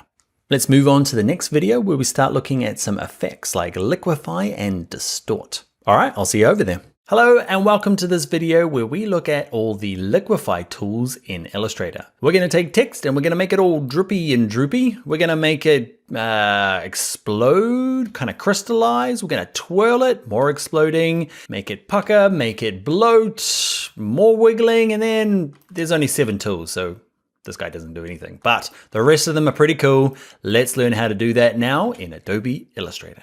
To get started, you can open up just a plain old document. I'm opening up a document from the exercise files, okay, called, where is it? Liquify, there you are. Click open. The reason you can just, it's just a blank document, but I wanted to put this kind of like gray to gray gradient in the background for no good reason, just kind of looks nice. All right, so we're gonna use type to do, like you saw at the beginning there. So we're gonna grab our type tool. Okay, we're gonna click once to get our point type box. We're gonna type in our name. I'm Dan Scott or Daniel Scott or Daniel Walt Scott. So I've typed in my name. I've gone back to my black arrow, just out of habit. And I'm gonna pick a font and a color and a size. So you do the same. I'm gonna use Lust. Which one of the Lust? Go Lust script. This one here, Lust script, is from Typekit. You can go and download that. I'm going to bump the size up to something like, that works for me. In terms of the fill color, I'm going to pick just the kind of an off-white to go with my gray moody background. All right, we need enough space because I've given you a nice long document here. It doesn't matter what size it is, but I want to put 8 of these in here. So 1, 2, 3, I'm going to kind of stack them next to each other. So once you get to here, I can kind of guess, so pick a font size that works so you can put a bunch of them on the page. All right, for this to work, what we need to do is we need to do something called outlining the text, because this at the moment is editable text. We can't destroy it like you saw at the beginning without kind of breaking it apart. So the good thing is that we get to use our Liquify tools. The problem is we can't change the spelling or the font or the size afterwards. So we need to break it apart. A really good habit to get into is to copy and paste it and just have a version up here for later on, because it'll be months and you'll come back and you'll be like, oh yeah, what was that font? And you'll be like, oh, I have no idea. Because once you've broken it apart, it won't tell you that it's Lust script. So it's just handy to have over there. So this version here with it selected with my black arrow, go up to type. And there's one in here that says create outlines. Okay, and watch what happens to it. Just kind of, nothing really changes except now if I zoom in, okay, it's no longer editable text. It's telling me it's not Lust. Still looks the same, but I can't like double click with my type tool and try and go into it to change it. Where did we end up? Remember this from the beginning? We are lost. Things are gone weird. Okay, we're in something called isolation mode. Remember, click the arrow a couple of times to come back out. Because at the moment by default it's all grouped. So if you double click it, you're inside that group. All right, let's move on to the Liquify tools. Actually, we can't, not just yet. So we've broken it apart. We need a few duplicates. So I'm going to copy and paste it, okay, and just kind of line it up and try and get 4 across the top and 4 across the bottom. I'm going to use my trick where I'm dragging with my black arrow and I'm holding Alt down on a PC or Option on Mac and just trying to get all of these. So what I might do is select them all over here. Okay, there's my line panel. I'm going to pop this little triple dot open and go in here and say, I want to distribute them horizontally. Then I'm going to drag out another copy. I've got loads to practice on. So select this guy, zoom in. And our Liquify tools are in this kind of group here. The one on top is called the width tool. Click and hold him down, and we want to start with the warp tool. Okay, and by default, I'm not sure your brush size is going to be the same as mine. So I'll show you how to change that before we get going, because the brush size is quite important. To change the brush sizes, like we did with the pencil tool, anybody remember how we changed the pencil tool? Okay, we changed the smoothness and fidelity and stuff, remember? You double click it. So you double click it and we get our warp tool options. Okay, and width and height. Okay, let's just put in 50 points high, 50 points wide. So you deal with the width and intensity. Don't worry too much about anything else in here. It's the size. For some reason you have to do the width and the height separately, but the intensity is quite important. That'll make a bit more sense as we go along. So let's click OK. I've got a size about this. I've got it selected. Okay, so my black arrow, got it selected. Go to my warp tool. Where are you, warp tool? Okay, and it does this. So this one here, we're going to do this kind of like dripping, melting text thing. Okay, so you can see it's quite cool, huh? I love it. Liquify, I'm just kind of clicking and dragging across it. Drippy text, very cool. Okay, so I might go over with one kind of original pass, and then I'm going to go through maybe with a smaller brush. So remember, double click the warp tool and go in here, and I'm going to go 20 by 20. Okay, click OK. I'm going to zoom in a bit and do some like micro blobs within these bits because I want it to kind of look like it's dripping. I'm kind of dragging it out so I get a line and then kind of dragging it down. Totally illegible name now. I love it though.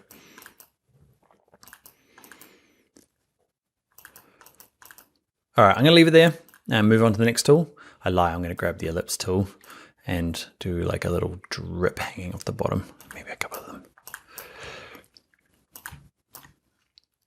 All right, that's the forward warp tool.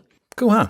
So we've done it with text. You can do it with any sort of drawing you've done. Remember our penguin from earlier on? You could open him and make him melt in the sun.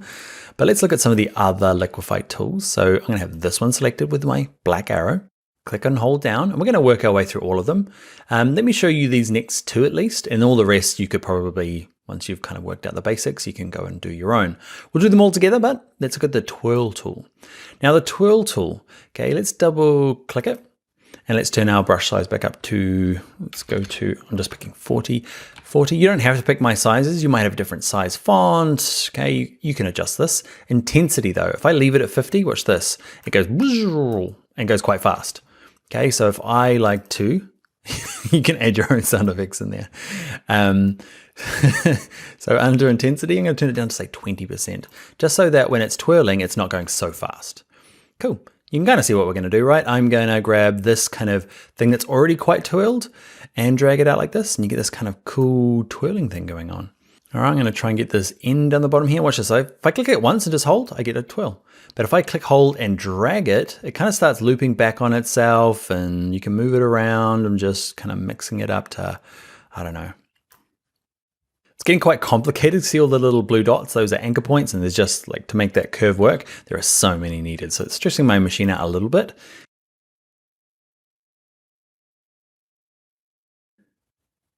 If you're working on a really old, slow machine, yours is probably going to freak out a little bit, but hopefully not. Totally illegible, but very cool. Oh, look at that. Oh, I liked it. It was good for a second. No, hang on. Oh. Okay, I'm getting myself excited. Look at that. That's cool. I'm going to click my black arrow, click in the background to get a good sense of it. You can see some cool stuff you can do. Now we're doing it with type again, illustrations, shapes you've drawn. Okay, super cool. I'm going to click on this guy with the black arrow. I'm going to look at one more, look at pucker. Okay, so pucker and bloat, one makes it smaller, one makes it bigger. So these kind of go hand in hand. And let's have a little look. I'm going to make the brush size bigger. I'm teasing you. Come on, use it, Dan. Show us what it does. Okay, if I click on it, it sucks into the center. But the intensity is probably a little too strong. Okay, so double click it. And for some reason, even down at 20%, Like this tool needs to get down to like 2%. I'm not sure who decided how the intensity all worked, but sometimes 50%, sometimes 20, sometimes 2. So I need to play around with it. So I'm going to click on this. I'm just clicking once with my mouse. If you click and hold, it works. That's kind of cool. It's a different kind of font now, but so awesome. Let's stay right in the middle of this stuff and go. Ah, we're awesome. So that is the pucker. This last one here, you can imagine what the bloat tool does. So you can just skip on and just start playing with it yourself now. I'm going to go through them all just so you get an idea of how I use it at least. I like to kind of like click in some of these, like I'll use the target right in the center, okay, to kind of blob out bits. Still pretty cool. Right in the center of that. Not my best. Don Scott. Yep. So let's have a look at some of the other ones. Okay. It is all about experimenting, right? So scallop, crystallize, and wrinkle all end up not looking the exact same, but they crinkle the edges. Okay. But they work slightly different ways. Scallop kind of like drags it in on itself. So it's kind of like blasting inwards. And then say crystallize does the opposite and kind of blasts it out. Oh, I'm going to experiment with different ones. Yep.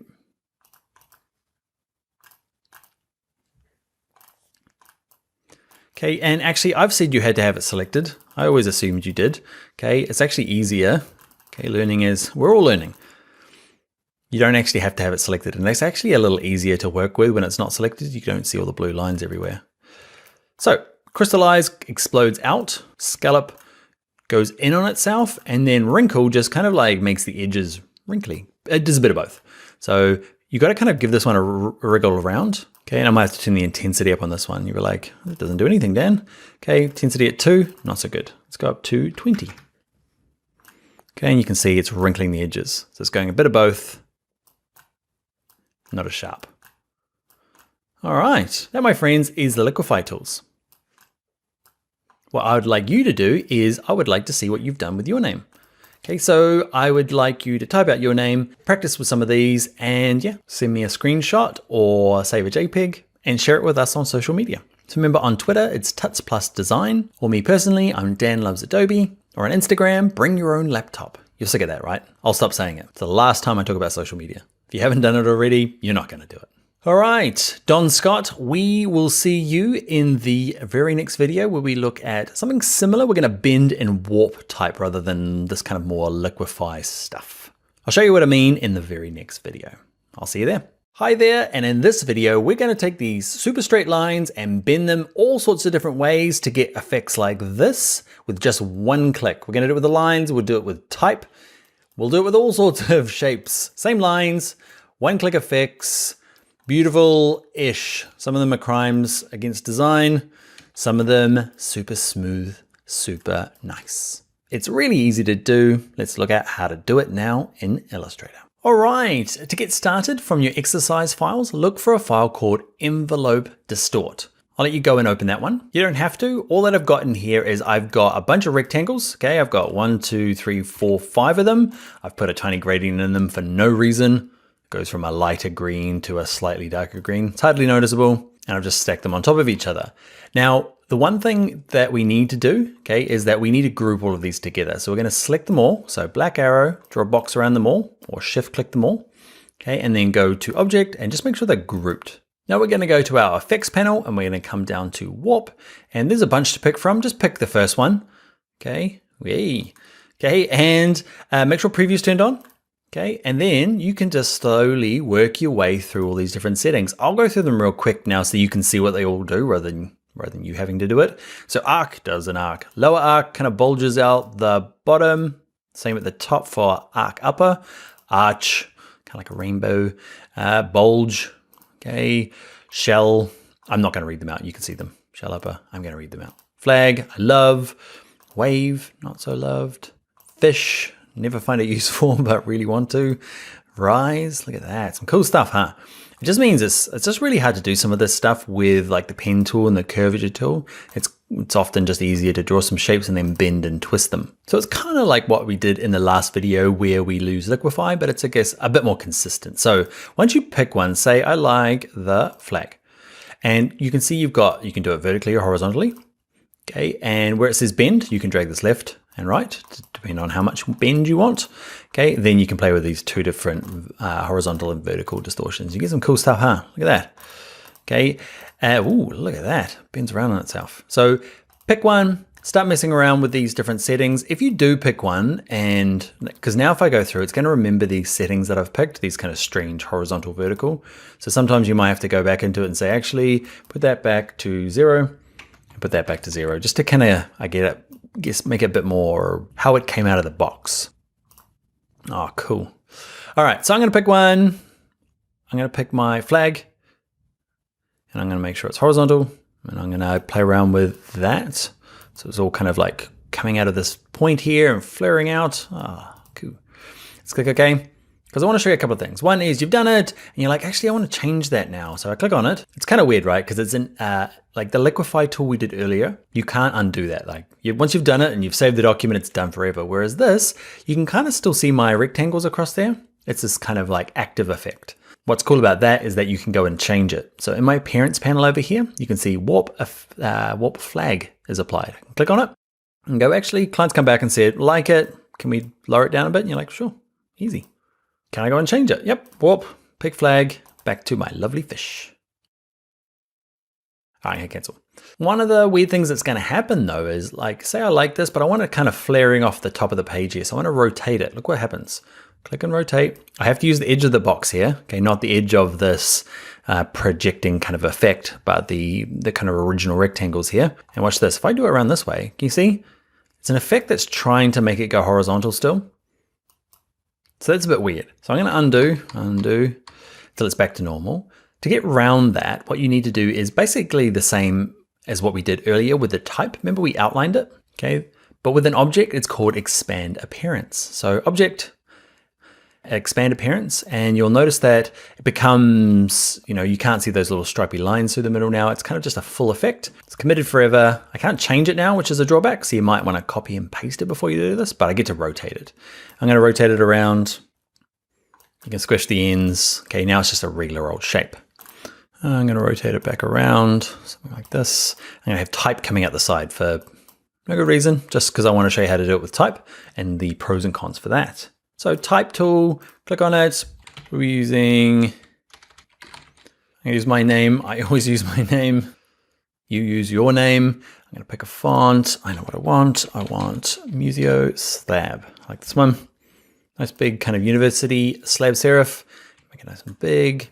Now, you'll notice there that I didn't use the font size. Okay, kind of cheated. So there's the font sizes. You can type it in there. Or what you can do is with your black arrow, like we did these shapes. Remember, if you hold down Shift and grab the side, we can shrink it down. Same with the type. I often do this because I don't want it to be a specific size, I guess. I want it to be relative to something. So I need to kind of visually see it. Just kind of make it the right size. All right, Giant Dan, we are going to envelope distort you. The cool thing about this is that it doesn't need to be grouped. Nothing needs to happen. Just do the exact same thing. Effect, warp. I'm going to pick one of these. I'm going to pick fish. We love fish. There we go. Probably needs to be the other way. Okay, and the other way. Oh yeah, no. Fixed it. Okay, so that's how you do type. The only other thing I want to show you with type is that the type is still editable, which is quite cool. So we can double click it and we can get run and we could be, I don't know, Jan. It's my mum's name. Wol. It's my dad's name. And Ben is my brother's name. I only learned this doing this course and you're like, actually we all have 3 letters. We all cut it down to 3 letters anyway. Okay, and black arrow, cut in the background there. We've got a pretty spectacular design there. You might use it a little bit more subtly, but you can see it's quick, it's easy, it's updatable. If you need to get rid of the editability and you want to use, say, the Liquify tool now, okay, we need to do the same thing as we did before with this, okay, the flags, object, expand appearance, and now it's no longer editable type, but it is that just kind of like fused shape that I can now rotate around. All right, my friends, that is warping in Illustrator. Often it gets referred to as an envelope distort. Doesn't really matter what you call it, it's pretty cool, but that is us for now. In the next video, we're going to look at patterns and repeating patterns. It's fun, and I will see you in the next video for that. Hi there, in this video, we're going to take this shape that we made earlier, flip it upside down, and then turn it into a repeating pattern that goes on forever and ever and ever. We'll take a simple one and then we'll turn it into a bit more abstract version of it. We'll flip it around and it'll just repeat on forever for us. It's great for backgrounds. I use it for printing fabrics, printing wallpapers, GIF wrap. Repeating patterns are awesome and easy. Let me show you how to do it now in Illustrator. All right, to get started, go to your exercise files and you're looking for this one here called pattern. Open that up. Again, you can use this file here. It's just something we drew earlier, but you can use your example or just hand draw anything. You could use our penguin or the sea creature you made. Now to make a repeating pattern, if we just want it to be the M, we just leave it as is. I'm gonna group it, so select it all, object, group. I'm gonna copy and paste it, so I've got another version of it. And I'm just gonna rotate it around, okay, just so that it's, I guess so I get a bit more of an interesting kind of wallpapery pattern. The other thing you need to do is that whatever size it is now, so this is my US letter size, this is going to be the size of the pattern. It's quite hard to adjust the size of the pattern after you've made it. So if this is the size you want it, leave it that, but I want it to be a kind of a small pattern. Okay, so I'm holding, selecting them both, holding down Shift, shrinking them down, I got them there. So I'm gonna select them both. I'm gonna go to Window, and I'm gonna go to this unlikely character here. It's called Pattern Options. Doesn't seem very exciting, right? But this is where the excitement is hidden. So Window, Pattern Options, and this opens up. Another big problem is like, hey, here's the pattern options. Nothing works. You gotta click this little hamburger menu here, click on him, go to Make Pattern, and life comes good. Don't worry about this. It said it's added to the swatches panel. We'll talk about that in a second.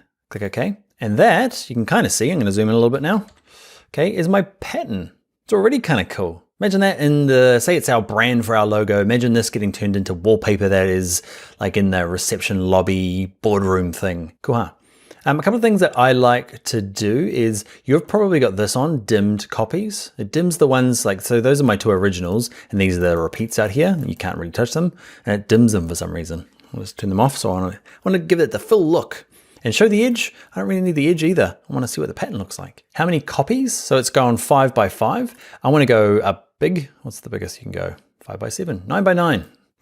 Okay, just so it kind of spreads out a bit further. It's just a preview. It will actually continue on forever. Okay, but just in this like little preview world, it'll show you 9 by 9. So what else can you do? The grid is interesting, but not exactly what we want, right? Go to where it says tile type and start playing around with these options. This is where it gets quite cool. Brick by row, brick by column, looks the same. Brick by hex by column, hex by row. Oh, that's kind of cool. Once you do find one, you have got some adjustments. You can play around with this. So my one's 0.7 by 0.2. I'm gonna go 1 by 0.3. Don't worry too much about what these measurements are. It's kind of a bit of an experimentation. Maybe 1 by 1. Nope. 0.5 by 0.5. Oh, it's overlapping. It's doing some cool stuff. Okay, I'm messing about now and it's not looking so good. Overlap, you can decide on how these guys overlap. If they do get in really small, so watch this. If I go 0.2, can you see they're overlapping now? And I can tell it who goes on top. So you know, wow. You can kind of see them in the background there. Are you on top? Who's on top? That works for me. Let's name our pattern. This one's going to be the M Company. Did we even name this thing? I don't think we did. It was just a brand we kind of fake made. Momentum. It's the Momentum Agency. I'm going to go back to grid. I'll play around with this a little bit. I'll get the editor to fast forward while I mess about.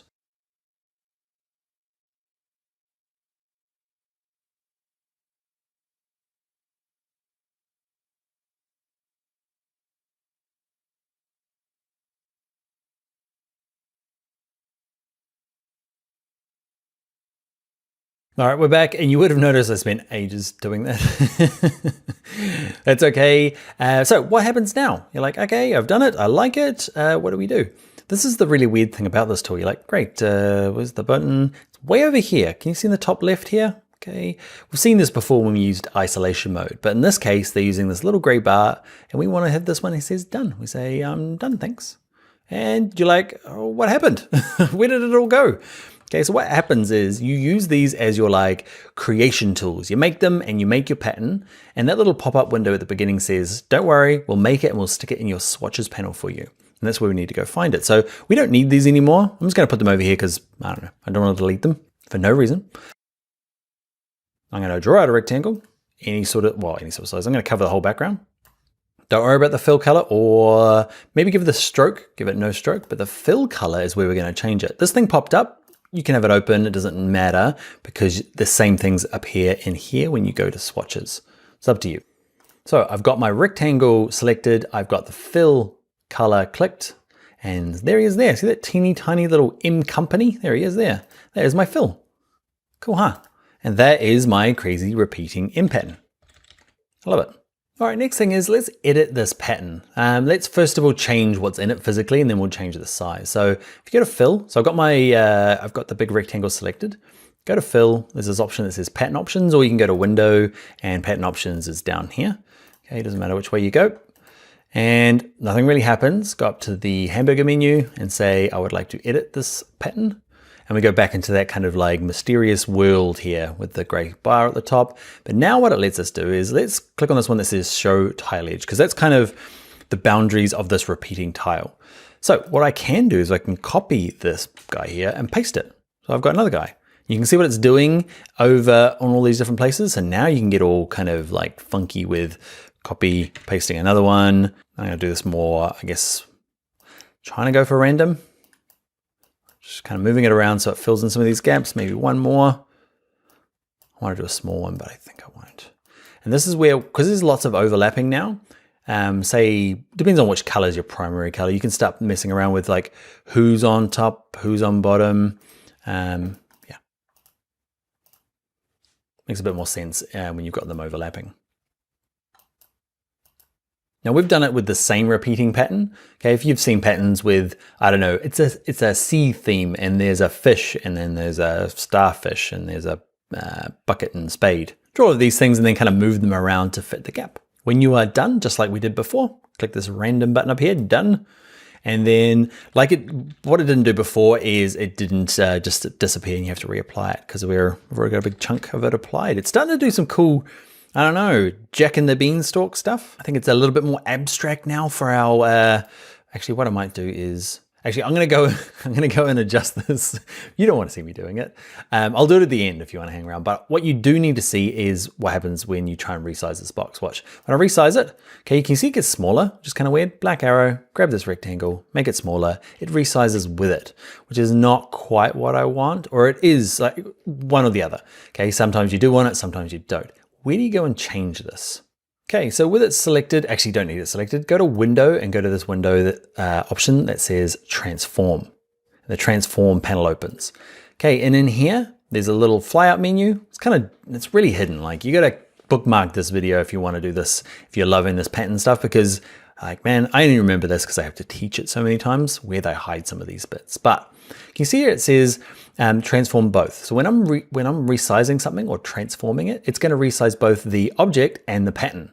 What I can say is actually, I want to transform just the object only, please. So it means when I resize this now, you see, kind of a little bit more, that may be what you need. The only trouble is it's on forever. So next project, a month later, when you start doing something, you're like, oh, why is it only, why isn't it rotating? Okay, so what you can do, and what I do is as soon as I've kind of got it to what I want, I go and turn it back to both.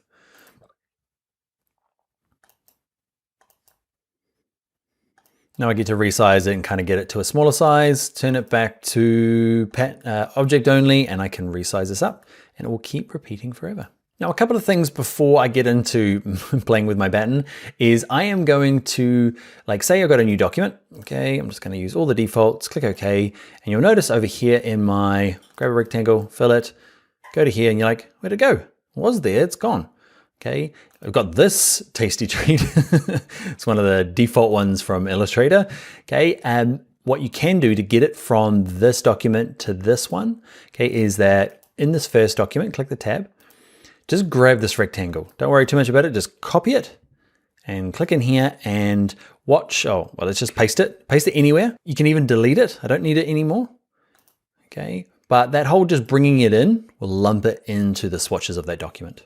Now there is a long-winded way of going and saving out swatches and loading them back in again. So you can save out swatches using this ASE format and then open that library and bring it back in. It's just a really long way. All you need to do is just copy and paste it from a document that already had it. Anyway, one last thing, I keep saying one last thing, is something called Spoonflower. Let's jump to that. All right, so this is Spoonflower, and basically it's a fabric printing business. They do all sorts of stuff, but mainly fabric. So you can design your pattern in Illustrator. I'm not gonna explain exactly how they upload it and get it ready for this. It's pretty easy. There's a how it works, and you can go through their process. But basically you just upload your design, pick the fabric, okay, and they'll print it on any sorts of fabrics, or actually print it onto actual things like pillows and stuff pre-made. But what I do is I just get it printed onto actual fabric. Okay, you can pick your fabric, say here. So you upload your design, choose your product, print your order. You can see here, there's some basic cotton and all sorts of cool fabrics that it comes out on. Okay, all sorts of cool stuff.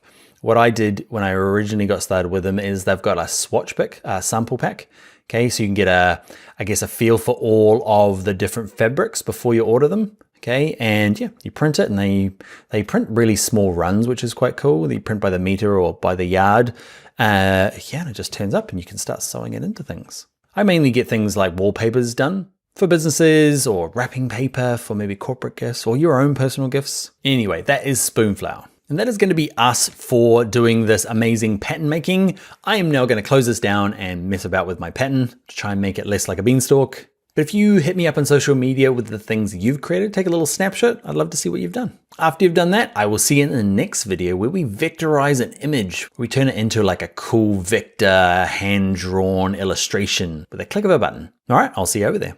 Hi there, this image we're going to create kind of a vector poster effect. We're going to take regular old images like this guy, I'll zoom out a bit, and turn them into cool stuff like that.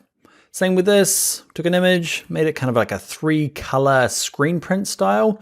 And then we did this handsome man into a bit of a stencil. Then we made it white and he gets all creepy. No matter what you want to do, it's all pretty easy. Illustrator does all the hard work. Let me show you how to do it now. All right, to get started, just create a blank document, okay, any old size. And let's go to File and Place an Image. File, Place.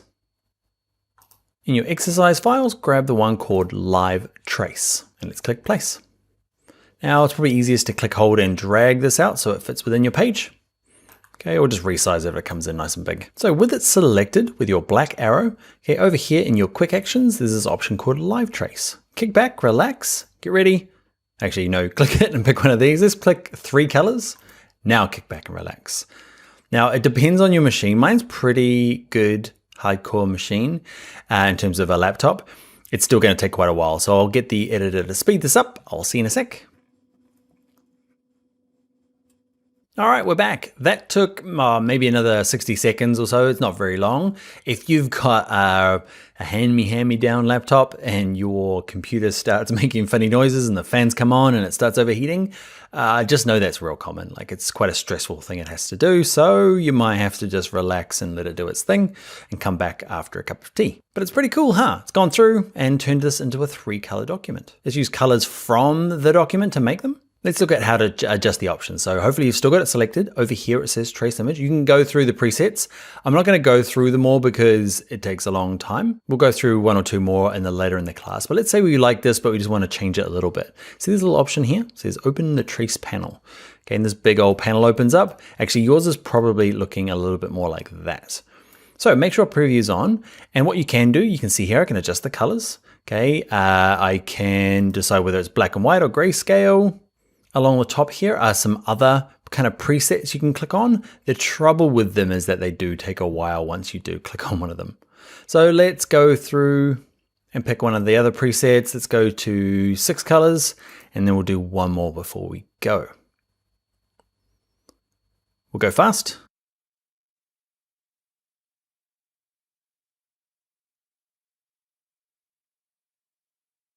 All right, so now pick 6 colors. It's quite cool. I love it. So there's some really cool stuff around here. Bike looks awesome. Okay, so a couple of things I want to show you before you go off and start practicing with all of these, because there's going to be a time where you're like, actually, I want to like, because it's what happens with live trace. It's this effect that's always kind of running, and it can really stress your machine out when you try to adjust things. If I rescale it down now, it's going to freak out. Okay, so what we need to do, kind of like what we did with, remember the envelope distort where we had just the straight lines? Okay, there were rectangles, and we had to eventually go to object and go to expand appearance. There's a similar sort of process for this. The trouble is that you can't have all these presets anymore. So that's the kind of trade-off. Let's close this down. With it selected, it's the word expand over here. We'll click on expand. Some more initial pixel clustering. Wait for that to finish. All right, so it hasn't made a blue outline just because it's selected. So click off in the background and nothing really changed, except now what I can do is, remember black arrow moves everything around in one big go. Okay, a little bit slowly. Let's grab the white arrow, click off in the background. And now we can say, click on a shirt once and then drag it over. Remember the white arrow moves little pieces and I can delete it, or I'm gonna put it back and grab this chunk and drag this out. Cool, huh? What we also might do is, let's say we've got this kind of accent color in a shirt. If you click on one of them, say you want to change all the blue, you'd be there for a long time, right? So what you can do is click on one of them with the white arrow. If it's not working, just click off in the background first, then back on it. Then go up to select. I would like Illustrator to select everything that has the same fill color. Cool, huh? It's a cool little trick. And it'll go through the whole document and find that color. Now I can go to my fill and I can say, you are now pink. Click off in the background. It's a nice quick way for doing that. Now we've done it for this live trace, but that select same color I use quite a bit through Illustrator when I'm doing maybe a design, maybe it's a website design or something like that. And you're like, I want to change this color, but it's being used throughout your huge design. You can do select same color. Okay, so do your live trace, get it how you want, and then click expand. Then use your white arrow to mess about with it. One last thing I want to show you is it's really cool to kind of do a stencil with this. We've done a kind of a full color image. What I'm going to do is I'm just going to, poor little machine, struggling with this, just because there's so many paths in here, those anchor points, if I select it all with the white arrow, kind of has a seizure, look at it. Doesn't even want to select it because there's just so many anchor points that make up this image that it's going to look cool, but it's going to stress your machine out a bit. We'll fast forward this. All right, we're back. So many dots to select. Even clicking off brings up the bouncing ball of doom. All right, we're back. So we're going to bring in another image once this ball's gone.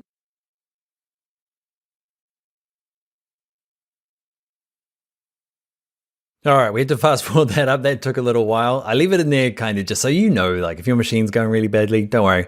I got a pretty good Mac here and it's still stressed. Mainly because I'm doing video recording, but even if it wasn't, it's still pretty bad. So let's bring in another image file. Let's go to place. And let's say I want to use me, my smiley face there. So the one called Daniel Walter Scott. We're going to place that image in here, but I want it to be that stencil like you saw at the beginning. So I can go through and say, actually live trace it. Let's go to black and white logo, and it's gonna half work. But what I really wanted was kind of me by myself without the background. And the way to do it is we need to jump into Photoshop. Now I know not everyone has Photoshop skills. Probably a lot of people will. If you don't, I have a Photoshop course here on Envato Tuts Plus. Go check that out. We'll just do some real basic stuff. So I'm going to delete that and I'm going to open that same image up in Photoshop. So in Photoshop, file open, where is me? Daniel Walter Scott. It's me with my microphone being in shot. Anyway, I want to cut myself out. A really quick, easy trick is select and subject. It's a really cool new feature in Photoshop. If you've got an old version of Photoshop, you might have to use the quick selection tool. And magic, huh? It's a little hard to see often in these videos, the marching ants around the outside, but if you can see them, it's done a pretty good job. And because this is a stencil, I'm not worried. Like I just want a real basic selection. If you don't have that cool little select subject option, just use this tool here. It's called the quick selection tool, and just kind of work your way around. It lost a little bit of my hair. I can't lose any of my hair. I've lost too much. I need this tiny bit on the top. I need you back in there. Okay, so any which way you get a selection, I'm going to use a real cheap trick. No, I won't. I'll do the proper way. With the background selected, see this option here? Make a mask. It's this little square with a circle in it. It's cut out the background. Don't worry that it's all a bit chunky over here. We should fix it, but it's not going to make any difference to our stencil. All right, let's go to File. Let's go to Save As. and I'm going to save it on my desktop in my class files, Daniel Walter Scott, click everything's okay, close down Photoshop, back into Illustrator. So if you tidy it up first in Photoshop like that, just delete the background. If you're like, man, Photoshop's new to me and I'm not going to go do the course, just use the eraser tool and just delete the background. Because the stencil doesn't need to have a perfect edge, you can do something simple like that. So file place, I'm going to bring in the image that we put on our desktop. Okay, Daniel Walter Scott, there he is. Drag it out, and because I'm all by my lonesome now, I can go through and do live trace, go black and white logo, and just doesn't have any of the background. Cool, huh? Now the weird thing is, I think it's because we brought in a PSD instead of that original JPEG, but you notice the options have disappeared over here. Yours might not do this, mine seems to. So if you can't find those cool options that we get to change it from, remember, 3 color to a 6 color, you can get to it the long way by going up to Window and go to, it's called Trace Image. Okay, and you'll get back into this little option. If you know why it's not happening, message me on social media. I'm not sure why. Doesn't matter if it's the black arrow or the white arrow. But anyway, we can get the long way by going to Window, Trace Image. And what we can do is, this threshold is quite important when we're doing stencils, which is I lower it down and I can see a bit more detail. Okay, or at least you can kind of see what it's doing, right? It's kind of lessening the dark areas. Okay, you can just kind of drag it up and down to find where it looks good for your stencil. That's pretty good. Anyway, I'm going to go back to something. Can I see my eyes in any of these? There's not a real good balance, but you get the idea, right? You can tidy it up in Photoshop and then get this kind of nice, cool stencil thing. I want the glasses and the eyes. That's close enough. Now remember, once you've finished, you need to expand this thing, which is not over here anymore. So we're going to have to use the long way. I'll leave this in the course because you might have the same problem. Normally though, they're just over here. You can do the options and do the expand, but that's the long way. Expand these guys. And now I can grab my white arrow, and because at the moment I've got this black stuff and this white stuff in the background, I'm going to click on white. What I mean by that is, watch this. If I drag the whole thing, can you see it's actually a white background? So I'm going to move it over here to make it a bit easier. Grab my white arrow, click on it. I could delete it, but there's all these other white areas. So remember our trick. I'm going to undo, select any bit of white, then remember, select same fill color. Look at us. Then hit delete. Now we've just got my handsome stencil. All right, so that is how to vectorize an image. We did a kind of a stencil style plus, I guess, a color kind of vector redraw style here. Your homework is to do your own image. Either go to Unsplash and find another cool image, or find a picture of yourself. Could be your dog, could be your kids, and yeah, make sure you share it with me. I'd love to see what you do. But for now, that is us. We are going to jump into the next video where we look at exporting for print and for web. All right, see you in a bit. Hi there, in this video, we're going to export our postcard. We're going to export some icons. We're going to make JPEGs. We're going to make PDFs. We'll show you how to make real high quality ones for your printer, low quality ones that can get downloaded from a website or emailed, plus how to export individual icons, PNGs, SVGs. It's all very exciting. Enough talk, let's get started. All right, to get started, if you go to File, Open, and go to your exercise files, there's 2 files we need. Okay, files even. Export print and export web. Open both of those up for me. One looks like this, one looks like that. Okay, let's start with exporting print. So just click on the tab on the top. Let's say our goal here is to send this out to get printed. We want 100 copies done at our local print shop. The most common format for sharing with printers is a PDF. We'll do a JPEG as well, but a PDF will give you better results. It retains some of the vector goodness inside of these images. Don't worry too much about it, but just know that PDFs give you really high quality, really small file sizes. Now to do it, it's kind of weird. You go to File and you think you go to Export, but nope, you go to Save As. Go to Save As. And the big thing we need to do is down the bottom where it says Format, change it to PDF. The other thing I'm going to do is I'm going to put it on my desktop in that class files folder that we made. I'm just going to leave the name alone and click Save. All right, so this is where all the magic happens. And up the top here, where it says PDF preset, change this to high quality print. So that's step number 1. The only other thing you need to do is where it says preserve Illustrator editing capabilities, turn that off. Why? Because with that on, there's actually no difference between this PDF that we're making and the Illustrator file. It has all the like working back-end stuff that only Illustrator needs. Your printer doesn't need it. So with that off, it makes the file not as smart, let's say, but it makes the file sizes absolutely smaller. And there's nothing that the printer actually needs. Okay, so don't worry about it. Just set it to high quality, print, turn that off, and hit Save PDF. Illustrator is going to say, hey, you turned that thing off, but I kind of half explained it there. We just don't need all that extra information for a PDF. It does its thing. Let's check out my desktop. I've got that class files, and there it is there, exporting PDF. It is only 0.6 megabytes, teeny tiny. Let's have a look if we don't do it, just so that because if you're like, man, that's a big PDF, it's probably because you've accidentally forgotten. I'm going to do V2. You've forgotten to turn that off. So I've left it on just to see what it does. Let's have a little look. Takes a lot longer to make, but let's have a little look. Got a V2. One's 31 megabytes and one is 0.6 megabytes. So huge difference. They will both print exactly the same for the printer, just with a lot of information they don't need. All right, so that's how to get a high quality, looking real good print. Let's look at doing, say something that's going to be a PDF still, but it's going to be something that's maybe downloadable from your website or something you email out to clients. So let's look at doing, it's a very similar process, save as. This one's going to be my low res version.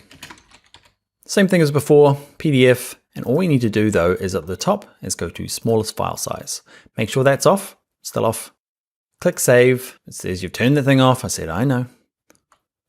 And on my desktop here, you'll get a lot smaller version. Low res, can you see? That was 650 kilobytes. That is only 99.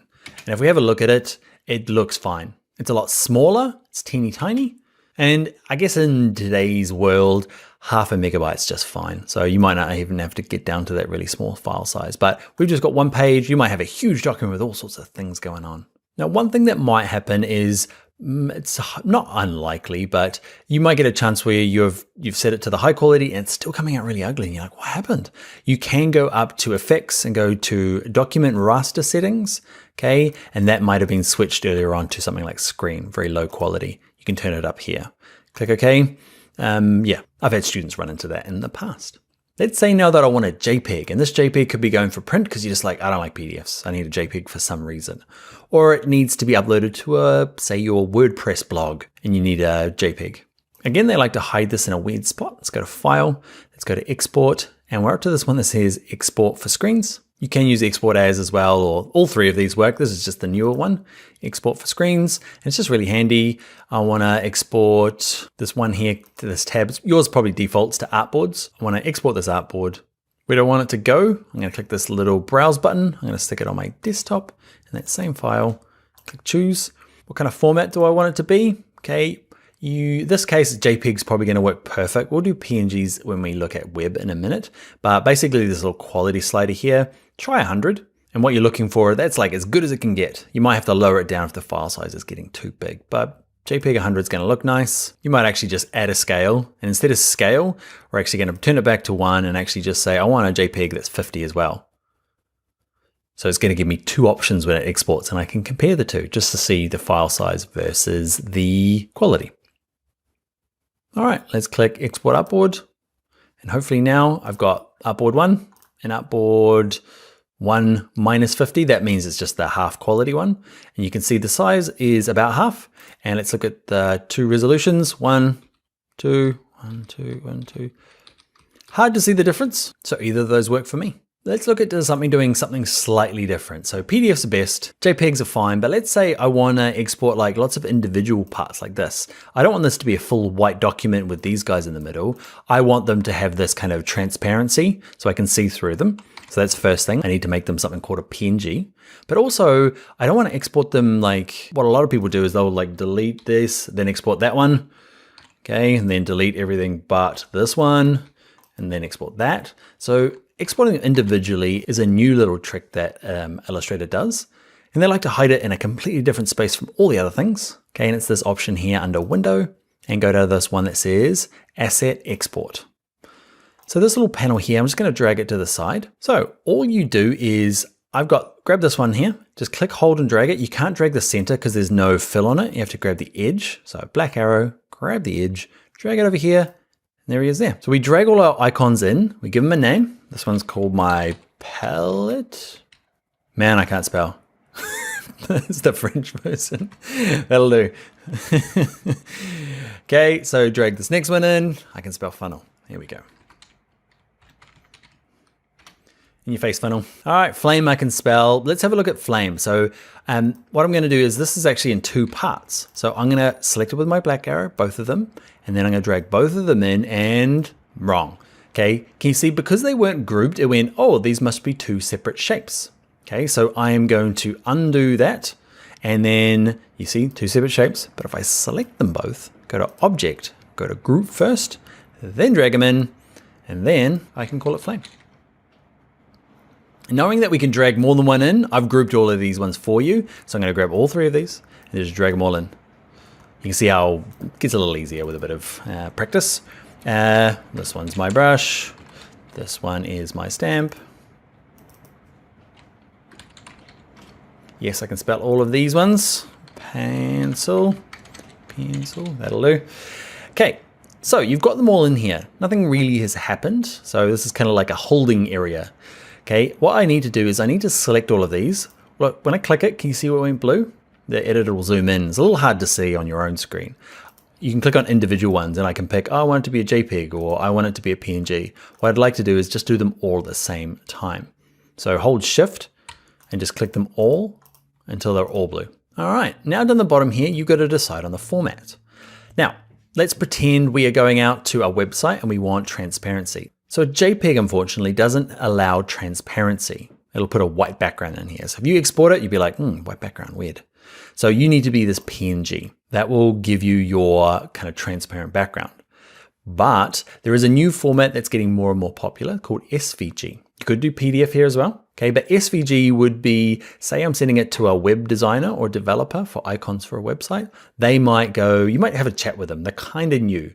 Like the developers I know, half of them know exactly what an SVG is and how to use it. And the other half are like, huh? So I just send them JPEGs. What you can do though, if you're unsure, or if you're unsure, if they're unsure, is see this thing that says add scale.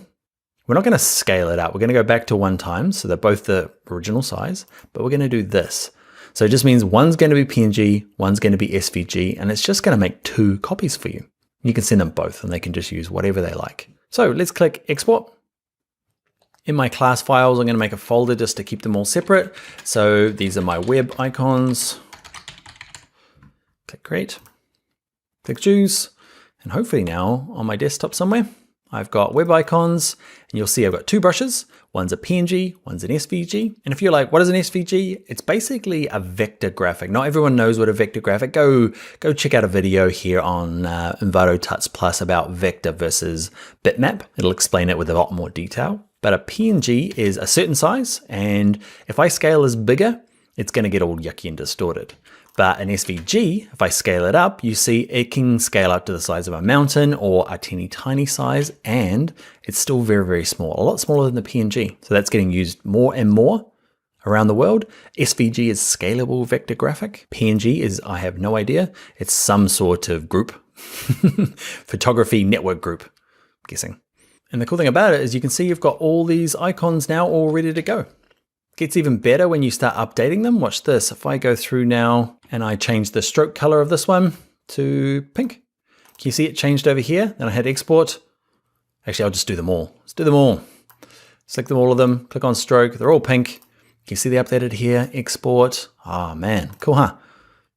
Think of all the time you can save, and they all should be updated and be pink.